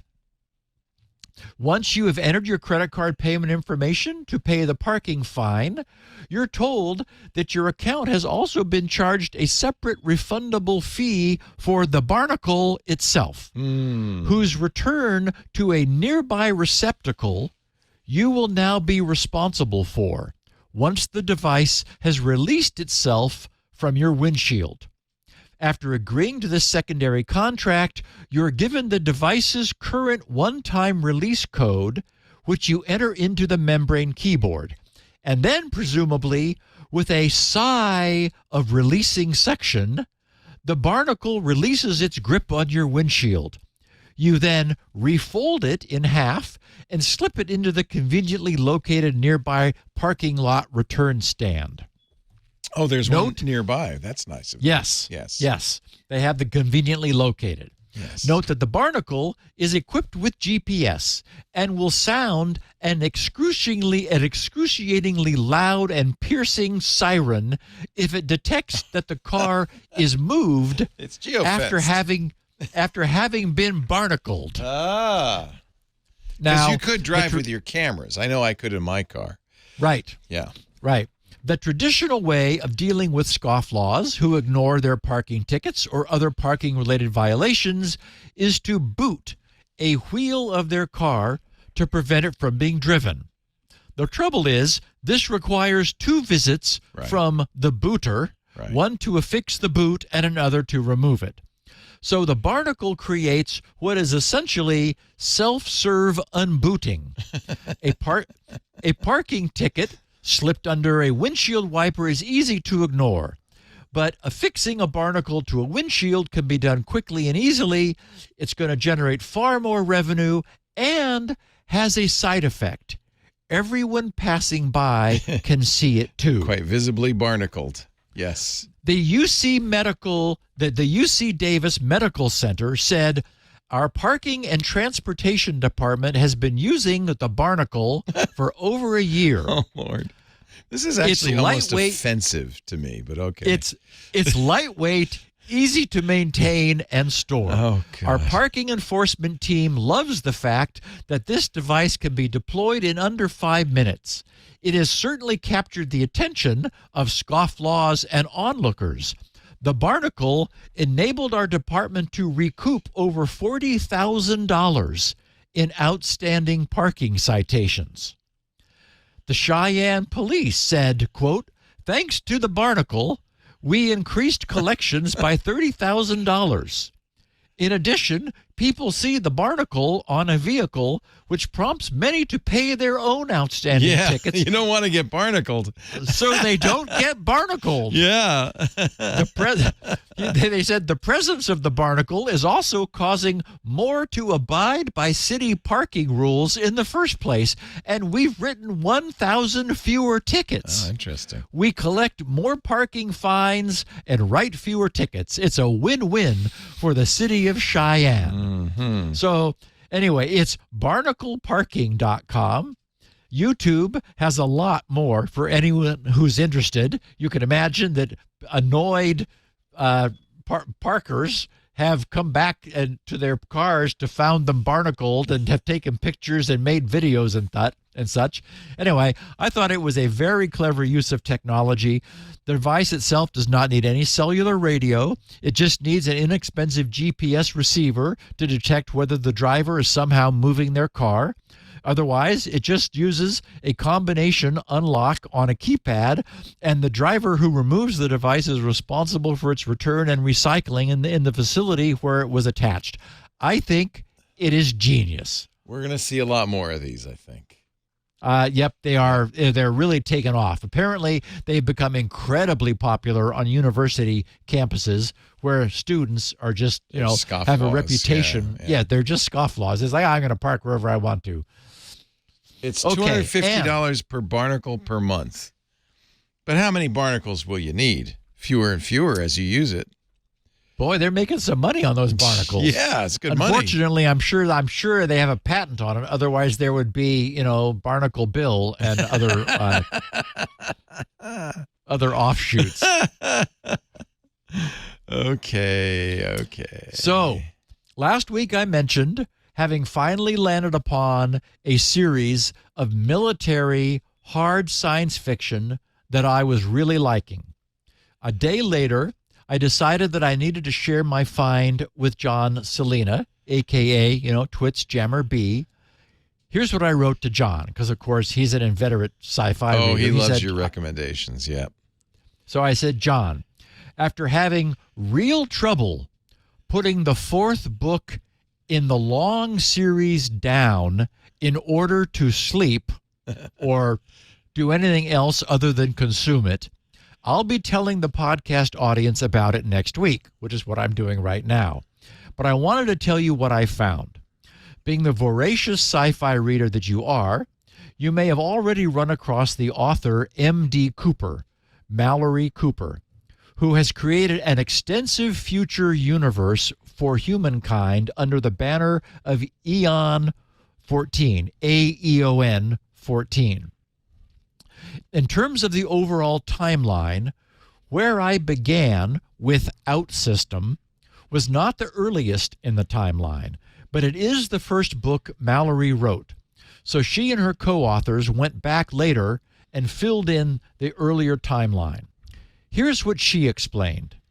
She said, whether you're a new reader or you have 100 titles under your belt, one thing is for sure. Eon 14 is huge. Hi, my name is Mallory Cooper, MD Cooper, and I created Eon 14 as an imagining of a possible future history for humanity. The story covers hundreds of characters sweeping across over 10,000 years. If you're just getting started, I recommend beginning where I did, without system. You can also check out the primer on the 42nd century to get yourself acquainted with the setting. So it's Eon, AEON 14.com. Everything is Kindle Unlimited, and Audible is available. Oh, good. It's possible to grab a single, what she called an omnibus, that contains the first 4 books in a single download. Oddly, this intrepid saga includes a 4th book. It's the next book in the next series, and this is the book that really hooked me, book number 4. I mean, 1 through 3 were great, but 4, I just could not put it down. Things have really started to come together. They look a little pulpy. Is it pulpy? So here's what I wrote. So I finished book number 4, and I'm into the next one, and it has not disappointed. John replied that to my first email that the timing of my recommendation was perfect for him because he had just finished the book for Stacy's book club and needed something next. The John Scalzi book, Kaiju Preservation Society, which he loved. So I've always shared my sci-fi reading discoveries, and boy, we have had some wonderful reading through the years of this podcast, so I wanted to share this one too. I just, an hour ago, asked John if he had any feedback.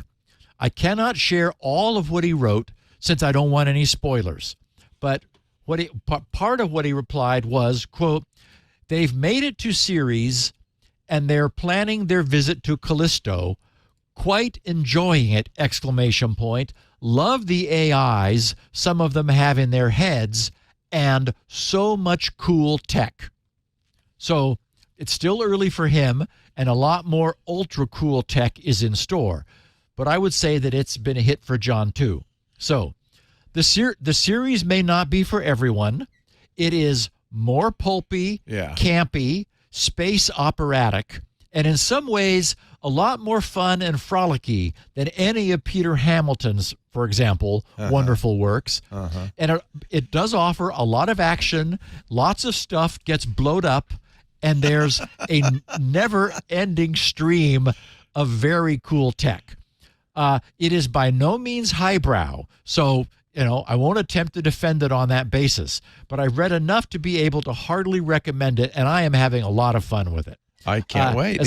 By the way, it's also available for free on Audible if you're an Audible subscriber. So she obviously made a deal with Amazon, a deal with the devil, but that's good for us. We can see it. So and of course,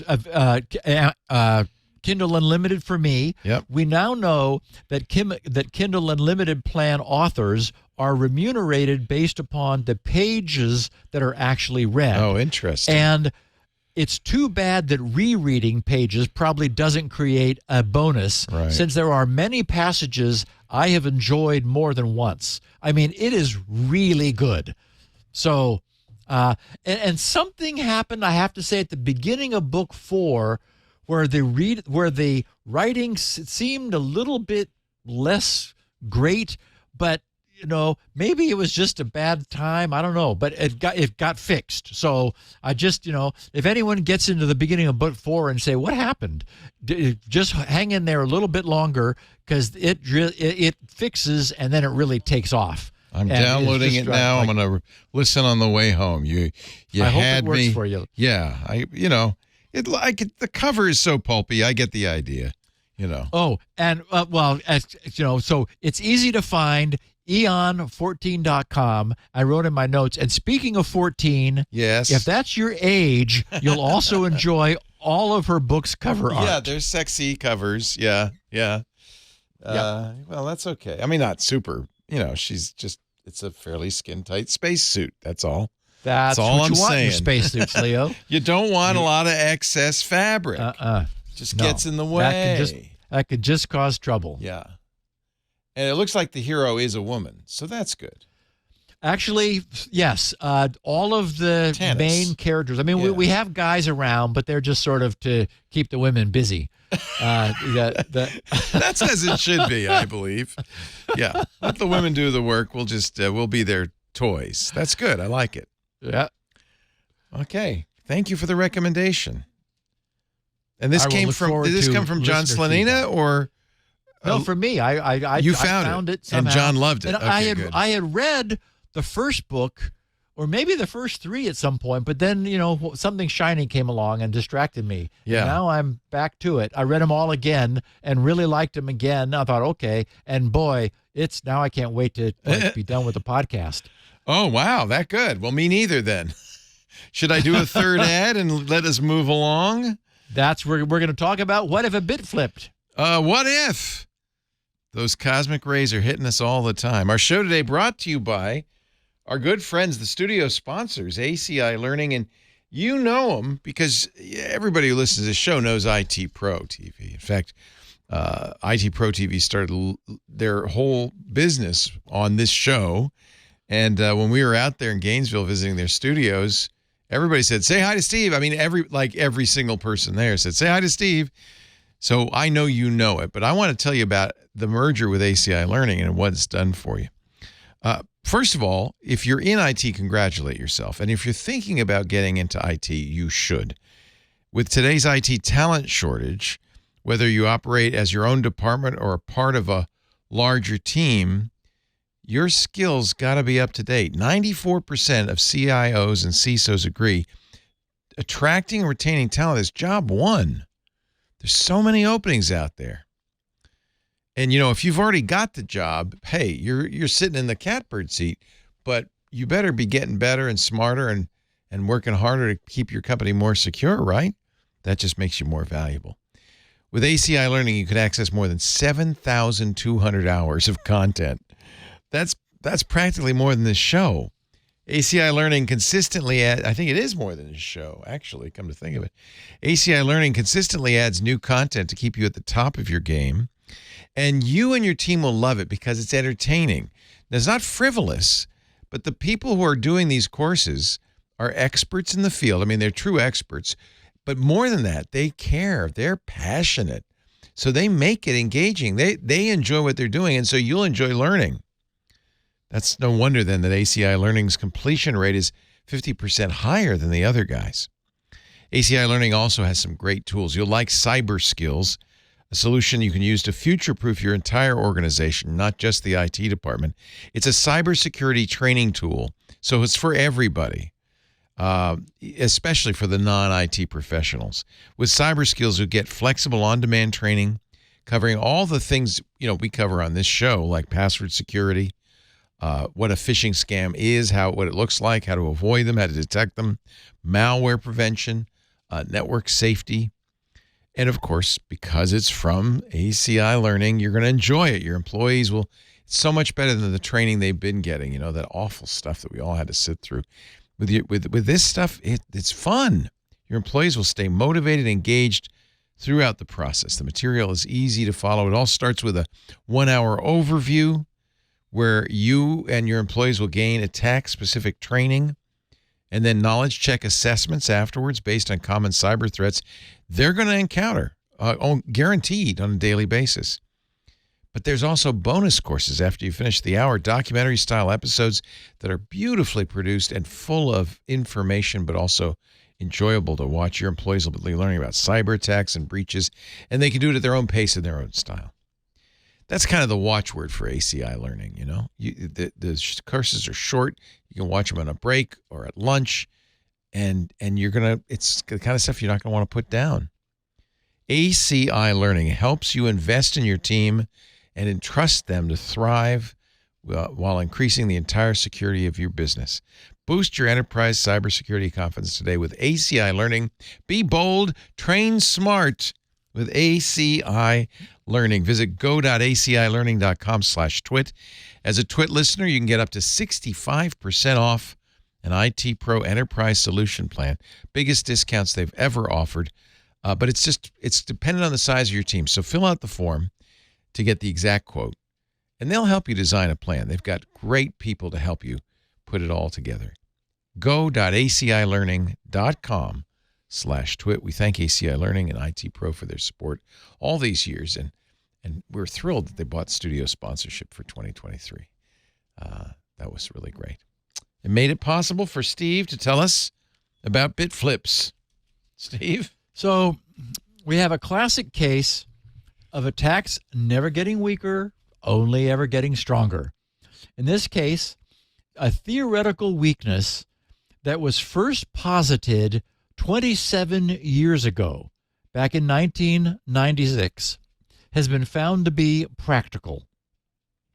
It's blessedly rare, but still practical. What this means for us today is that the private keys protecting some SSH servers, which use RSA keys, can leak to an entirely passive observer. If for any reason a mistake is made during the generation of the RSA signature. So the first of two papers from back then was titled Memo on RSA Signature Generation in the Presence of Faults. A ways into this paper, the author writes, this implies that even if there is the tiniest probability that an error occurs during RSA signature generation, the generator of an RSA signature must make sure that each signature generated is indeed correct, unquote. The following year, in 1997, another paper was published titled On the Importance of Eliminating Errors in Cryptographic Computations. The abstract of this paper paints the picture very clearly and a little starkly. They say, we present a model for attacking various cryptographic schemes by taking advantage of random hardware faults.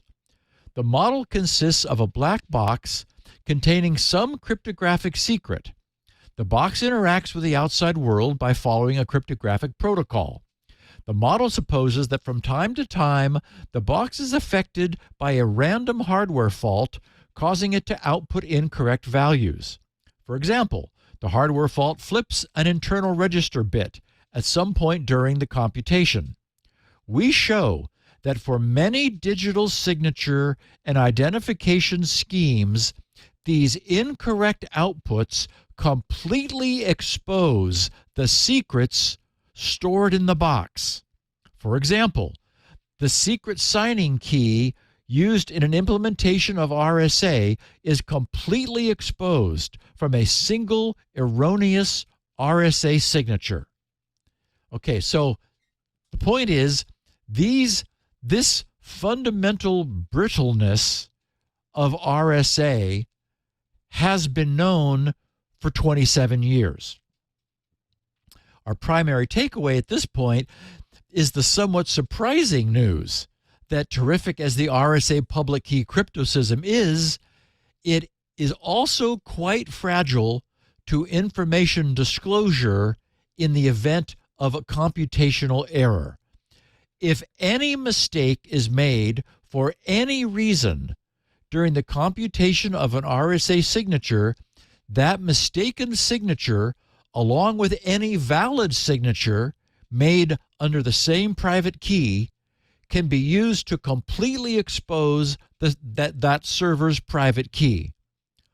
From there, this allows the server to be transparently impersonated by anyone who can arrange to place themselves in the information flow. Red Hat considered the implication of this back in September of 2015 with regard to TLS connections. Their piece was titled Factoring RSA Keys with TLS Perfect Forward Secrecy. And this is what they found. They wrote, back in 1996, referring to the first paper, Lenstra described an attack such that If a fault occurred during the computation of a signature, an attacker might be able to recover the private key from the signature. At the time, the use of cryptography on the internet was uncommon. And even 10 years later, most TLS or HTTPS connections were immune to this problem by design because they did not use RSA signatures. This changed gradually when forward secrecy for TLS was recommended and introduced by many websites. Whoops. We evaluated the source code of several free software TLS implementations to see if they implement hardening against this particular side channel attack, and discovered that it is missing in some of these implementations. In addition, we used a TLS crawler to perform TLS handshakes with servers on the internet and collected evidence that this kind of hardening is still needed and missing in some of the server implementations. We saw several RSA key leaks where we should not have observed any at all. So, this issue has been quietly lurking in the backs of the minds of cryptographers for decades, which brings us to today and the recently discovered and confirmed vulnerability of many, I should say several, SSH servers. A group of 4 researchers from UC San Diego at La Jolla have just published their research under the title Passive SSH Key Compromise via Lattices. It will be presented, their research will be presented 2 weeks from now during the upcoming ACM SIGSAC Conference on Computer and Communication Security, which is CCS 2023, it's being held this November 26th through the 30th in Copenhagen, Denmark. They wrote, "We demonstrate that a passive network attacker can opportunistically obtain private RSA host keys from an SSH server that experiences a naturally arising fault during signature computation. In prior work, this was not believed to be possible for the SSH protocol because the signature included information like the shared Diffie-Hellman secret that would not be available to a passive network observer. We show that the signature parameters commonly used for SSH,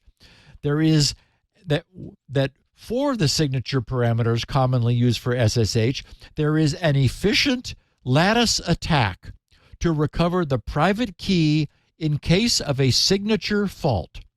We provide a security analysis of the SSH, IKEv1, and IKEv2 protocols in this scenario, and use our attack to discover hundreds of compromised keys in the wild from several independently vulnerable implementations." So the best way to get a better feeling for what's going on here is to look at how they summarized their overall findings.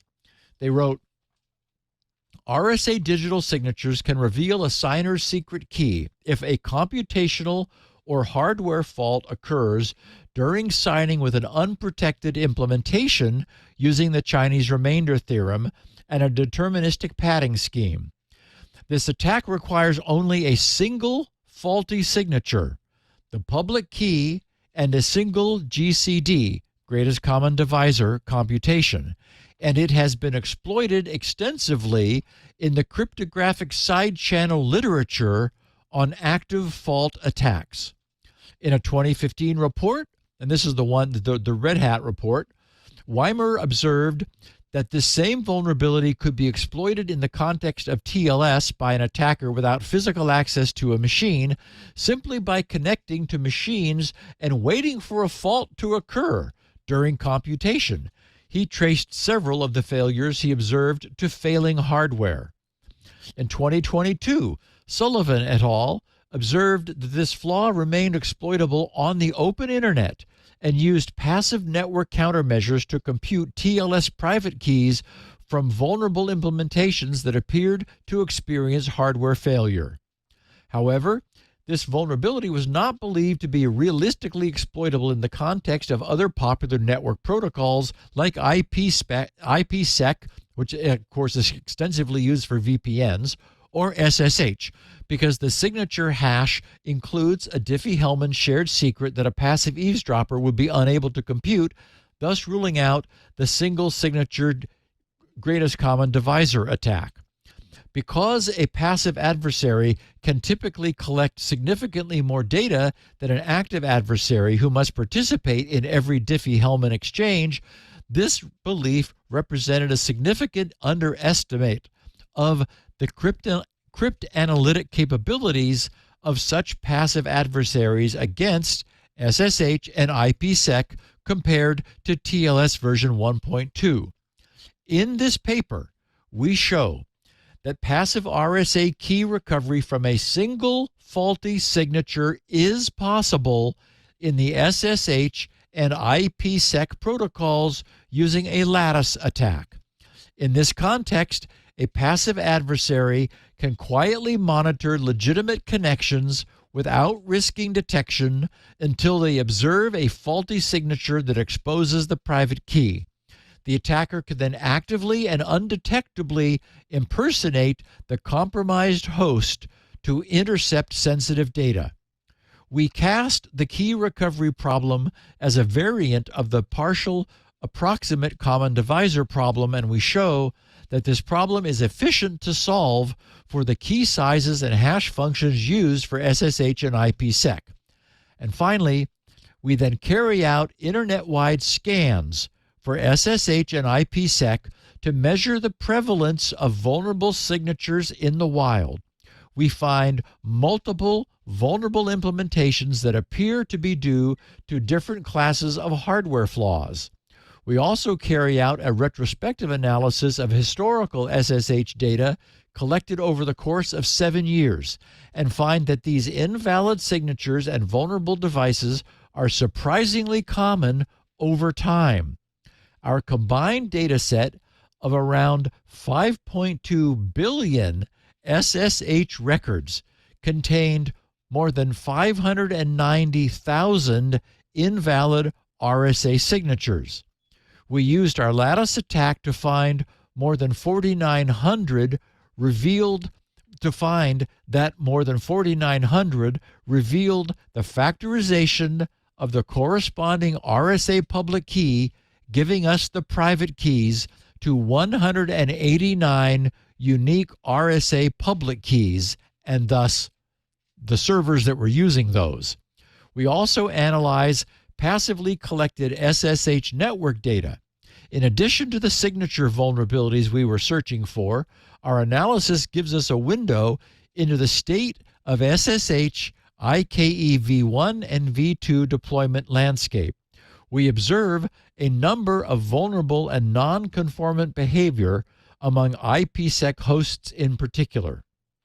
Okay, so by passively examining SSH handshake traffic on the internet and even recordings of previous handshake traffic, they were able to obtain the secret private keys belonging to 189 different devices on the internet. The other thing they had to say that was interesting was what they learned about the SSH devices, which were occasionally generating invalid and thus vulnerable signatures. They said, our research identified 4 manufacturers of devices susceptible to this key recovery attack. We disclosed the issue to Cisco on February 7th of this year, 2023, and to Zyxel on March 1st, 2023. Both teams investigated promptly, although limitations in the historical scan data made it challenging to identify the software versions that first generated the vulnerable signatures and reproduce the issue. Cisco concluded that Cisco ASA and FTD software had introduced a stable mitigation in 2022 and was investigating mitigations for Cisco iOS and iOS XE software. Zyxel concluded that the issue had affected ZLD firmware version 3.30 and earlier, which had been end of life for years. By the time of our disclosure, the ZLD firmware had begun using OpenSSL, which mitigates this issue. Our attempts to contact Hillstone Networks and Mocana were unsuccessful, and we submitted the issue to the CERT Coordination Center on May 18th, 2023, for assistance with disclosure. We received no additional information from CERT during the 45-day disclosure period.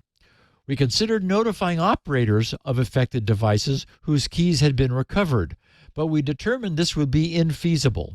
Even after combining publicly available data with the historical scanning data, we were unable to determine which organization was responsible for a particular device, whether the device was still in use today or up-to-date contact information for the device's current operator.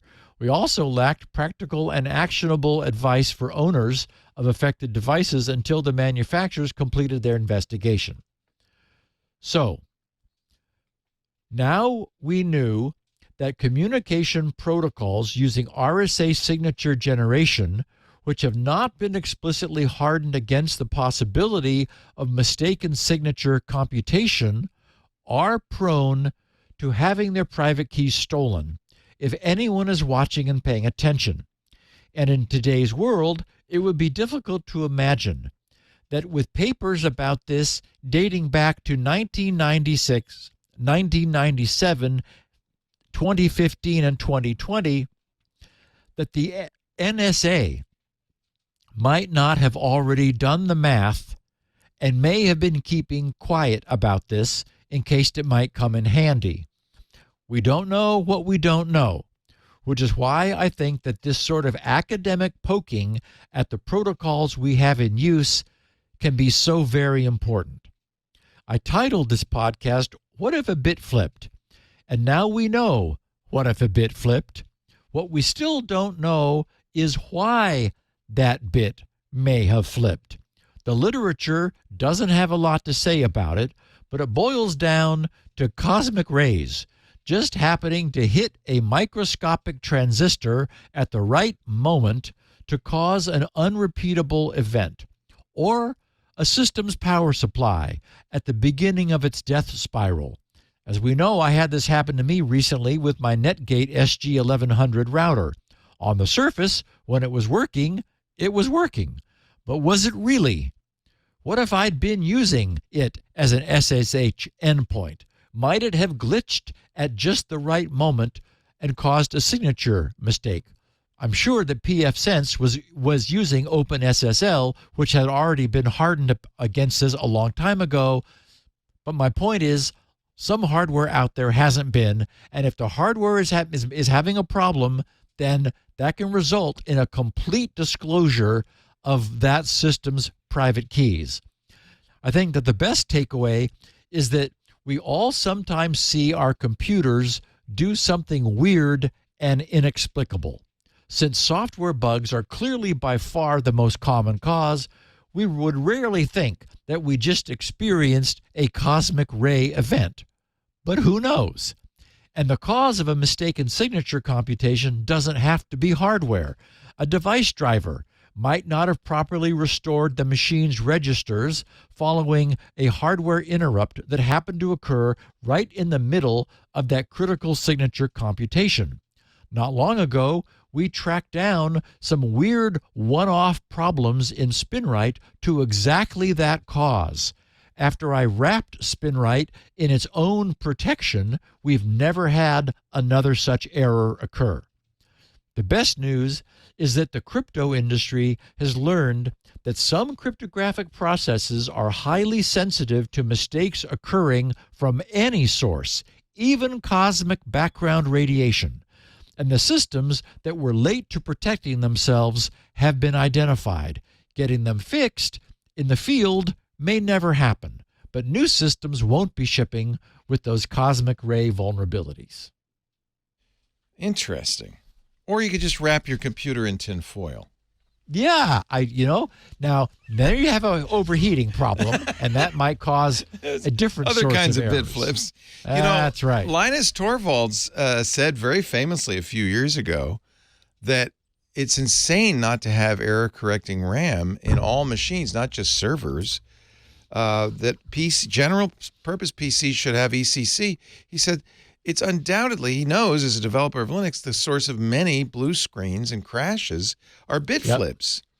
But the crypto implications are even more significant, of course. Yeah. Yes, and we know that row hammer, that is the deliberate hammering on RAM, can cause spontaneous flips, but so can chance, RAM events. Right. And cosmic rays. Yep. But ECC, I think, would correct for that, right? I mean, it would, just as you have ECC in your hard drive, and as you have often said, hard drives are incredibly unreliable. They're constantly making errors, but ECC fixes it without your even knowing it. Yeah. Yep. I think that's a very interesting arena. Someday I want you to talk about the technologies of ECC. If you haven't already, you might have. We have done 948 freaking episodes. Steve Gibson is the king. There's no doubt about it. People come every Tuesday to sit and worship at his feet and to learn, to fill your brain, fill your noggin with all this information. I hope you're here every Tuesday. Now, there's a couple of ways you can consume the show. Of course, Steve has a copy at his website, grc.com. So why don't you mosey on over there, get a copy of SpinRite 6, the world's finest mass storage and maintenance utility until 6.1 comes out. Then it will be the world's finest. But the good news is you'll get a free upgrade automatically if you buy today. Everybody should have. If you got a storage device, you should have SpinRite, okay? Okay. You can also get the show, the 64 kilobit audio version of the show. He also has a 16 kilobit audio version of the show for the hard of hearing, I guess. I don't know. It sounds a little scratchy to me, but it is small. That's its chief advantage. He made it for Elaine Ferris, who does the transcription. She doesn't have a lot of bandwidth, but I guess it's good enough she can transcribe it. And that's another format that Steve has uniquely. And, of course, the show notes are there as well. It's all at grc.com, along with a lot of great free stuff that Steve gives away, not only articles, but programs too, like Valid Drive, Shields Up, and on and on and on. grc.com. If you have a question, a comment, a suggestion for Steve, best way to do it is put it on Twitter, X, at SGGRC is his handle, and his DMs are open. And as you can see, he uses a lot of them. So that's a good way to submit a photo of the week or a question or a comment. We also have copies of the show at our website, twit.tv/SN. Get it? For Security Now. I say that because I think some people might not know where SN comes from. It's the initials of the show. GRC has it. We have it. We have a unique format of our own, which is video. There's also a YouTube channel dedicated to Security Now, and that's a nice way. People often ask me, well, how can I share a clip with my boss or coworker? YouTube makes that really easy. You can select the part you want and send it to them. So that's a great way to do it. And, of course, the best thing to do is subscribe. Get a podcast player. We happen to like Pocket Casts, but there's plenty out there. I just helped a guy named Ralph with gPodder, which is a Linux tool, and he had just joined the club. He said, well, how do I get the club ad-free versions in the gPodder? I said, well, here's what you do. You go to that page, you got a link, copy that RSS feed, you paste it in gPodder, and Bob's your uncle. He said, I see them all. I said, now you have to listen. That's the downside. If you're not in the club, I invite you to join. That's where you get ad-free versions of all the shows. It's also where you can watch the shows happen live in our Discord. The Discord is a great place to chat. In fact, we were just talking. I think we're going to create some new channels, one for gamers and one for the Advent of Code, which is coming up in 2 weeks. And we have a number of people in the club who like to solve those Advent of Code coding problems, and we all get together and talk about it and so forth. That'll be a lot of fun. What else do you get? Oh, you get shows that we don't put out in public. In fact, tomorrow, Renee Ritchie, YouTube's creator liaison and longtime host of MacBreak Weekly. Did I say tomorrow? I meant Thursday. Yeah, Thursday, 9 a.m. Renee Ritchie will be in our Discord to ask and answer, so you can talk to him then. We also do now this is a little controversial. We do a live stream in the Discord, But a number of people complain about the quality of the Discord. Other people say, well, I like to watch on a big screen TV. I can't do that with Discord. So we've relented. I've listened to your begging, and we are continuing to stream the shows as they're recording. So we're streaming right now on YouTube. So then that will be the only place you can get that. So just go to youtube.com/twit. And if we're live, it'll say live, and you can click that and watch. We are not going to do reruns anymore. And we're only going to turn on the live stream on YouTube when the show's actually underway because we want to preserve the pre and post chatter for club members and that kind of thing. The club is $7 a month. twit.tv/clubtwit. It gets you a lot of benefits, but frankly, the real reason is we want to keep doing this. And advertising revenue has dwindled to a very small amount. We had a $50,000 shortfall this month, which is fine. It just means I won't get paid, but that's okay. Next year, we're already $500,000 short. We got to make it up somewhere. I don't have the resources to do this unless we can only do shows that pay for themselves. Basically, this show does, but it would sure help if you just get on in there. twit.tv/clubtwit. $7 a month. That's all. A couple of triple tall lattes, and you're good to go. What else? Anything else? Well, if you do want to watch us do this live, it's every Tuesday. It's supposed to be right after Mac Break Weekly, which is in theory 1:30, but those guys just won't shut up. I'm sitting, it's 1:05. I'm thinking I'm starting to wrap up the show, and we went all the way to 1:50. They couldn't stop talking. I sat back, started watching the clock, going, come on. Anyway, I know you love that. So we'll get to Steve as quick as we can after Mac Break Weekly. No later, I think, than 2 p.m. Pacific, 5 p.m. Eastern, 2200 UTC. So if you want to watch it, go to the live stream in the Discord or the live stream on YouTube, and you can watch it there. Did I cover everything? Boy, there was sure was a lot of stuff. I think we're good. Steve, you got it, my friend. Have a great week, and I'll be listening to that book on the way home, and I'll see you next Tuesday on Security Now. Yay. Look forward to both of those. I'll look forward to your book report next Tuesday. Bye. Come join us on This Week in Enterprise Tech. Expert co-host and I talk about the enterprise world, and we're joined by industry professionals and trailblazers like CEOs, CIOs, CTOs, CISOs, every acronym role, plus IT pros and marketeers. When we talk about technology, software plus services, security, you name it, everything under the sun. You know what? I learn something each and every week, and I bet you will too. So definitely join us. And of course, check out the twit.tv website and click on This Week in Enterprise Tech to subscribe today. Security Now.